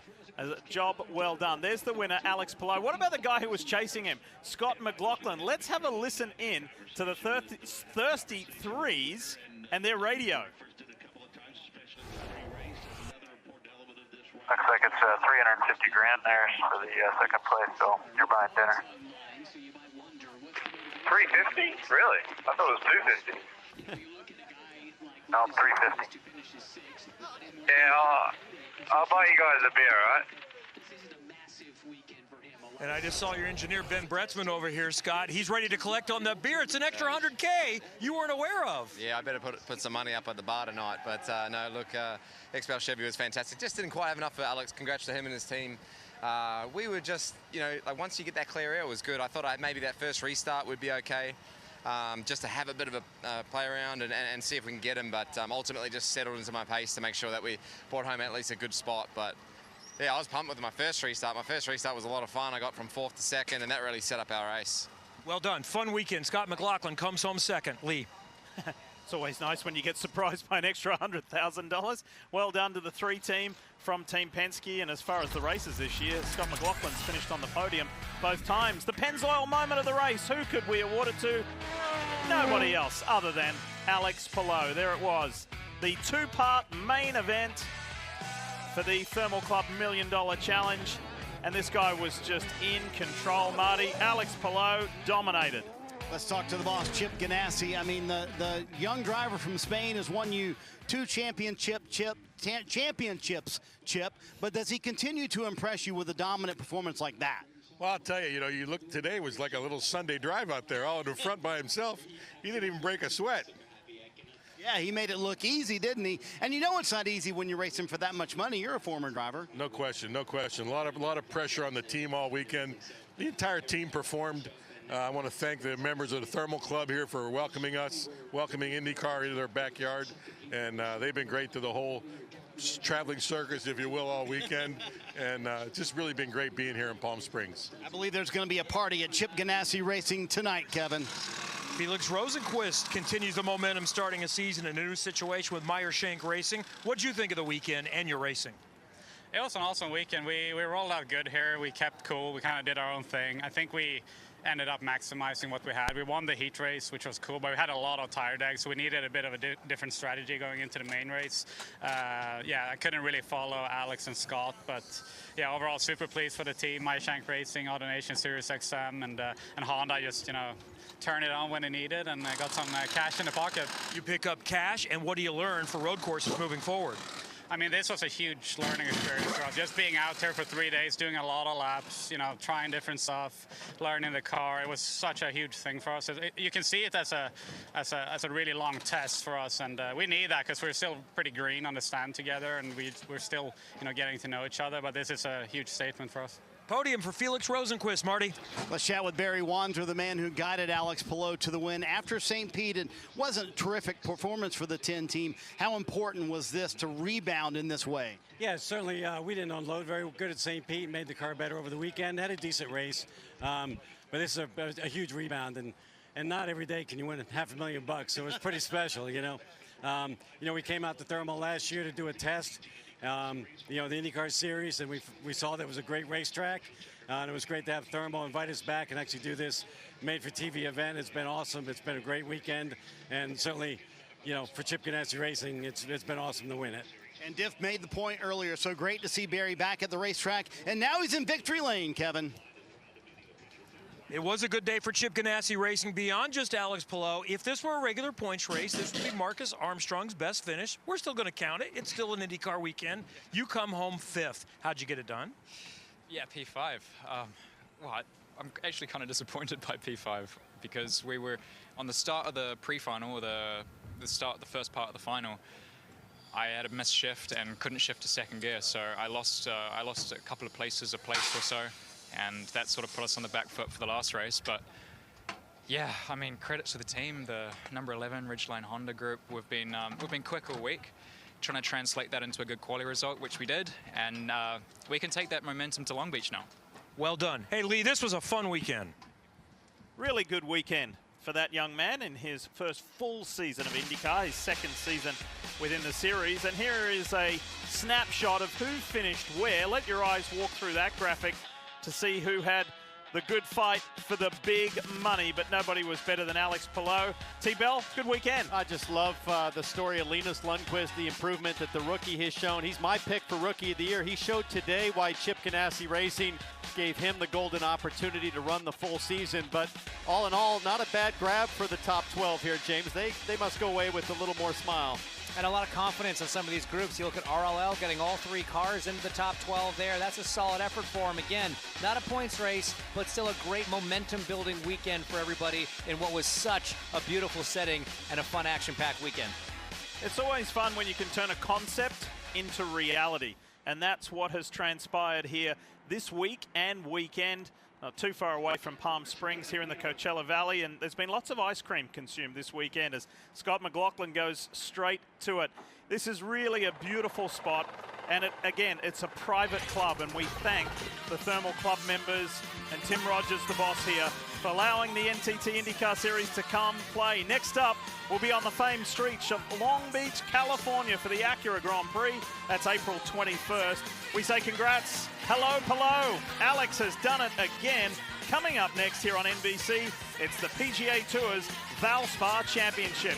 And on behalf of our IndyCar team, this is Lee Diffie saying enjoy the rest of the weekend.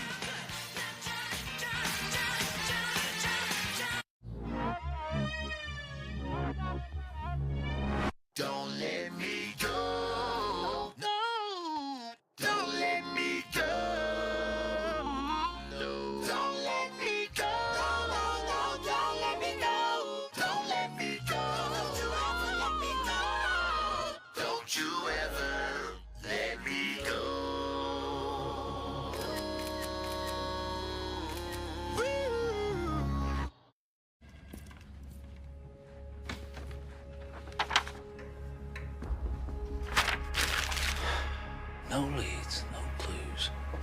Gov, what's the verdict? I've got nothing. Nada. Not a trace. High blood pressure usually has no symptoms, but left undetected could lead to a fatal heart attack or stroke. Thankfully, there is someone who can detect it. Get your blood pressure checked for free at your pharmacy today. Easter epic deals now on at Currys. Save up to £130 on Dyson vacuums. This V15 Total Clean Cordless is now only $569.99. Save up to £800 on these LG American-style fridge freezers. This model lets you see inside without opening the door. Now only $1499. Save up to £80 on this Hisense A7K Quantum Dot 4K TV. Bursting with true-to-life colours and hues. Now from just $379 at Currys. In Paris, 2 tips of a mustache hangs sadly. For the artist's great work was going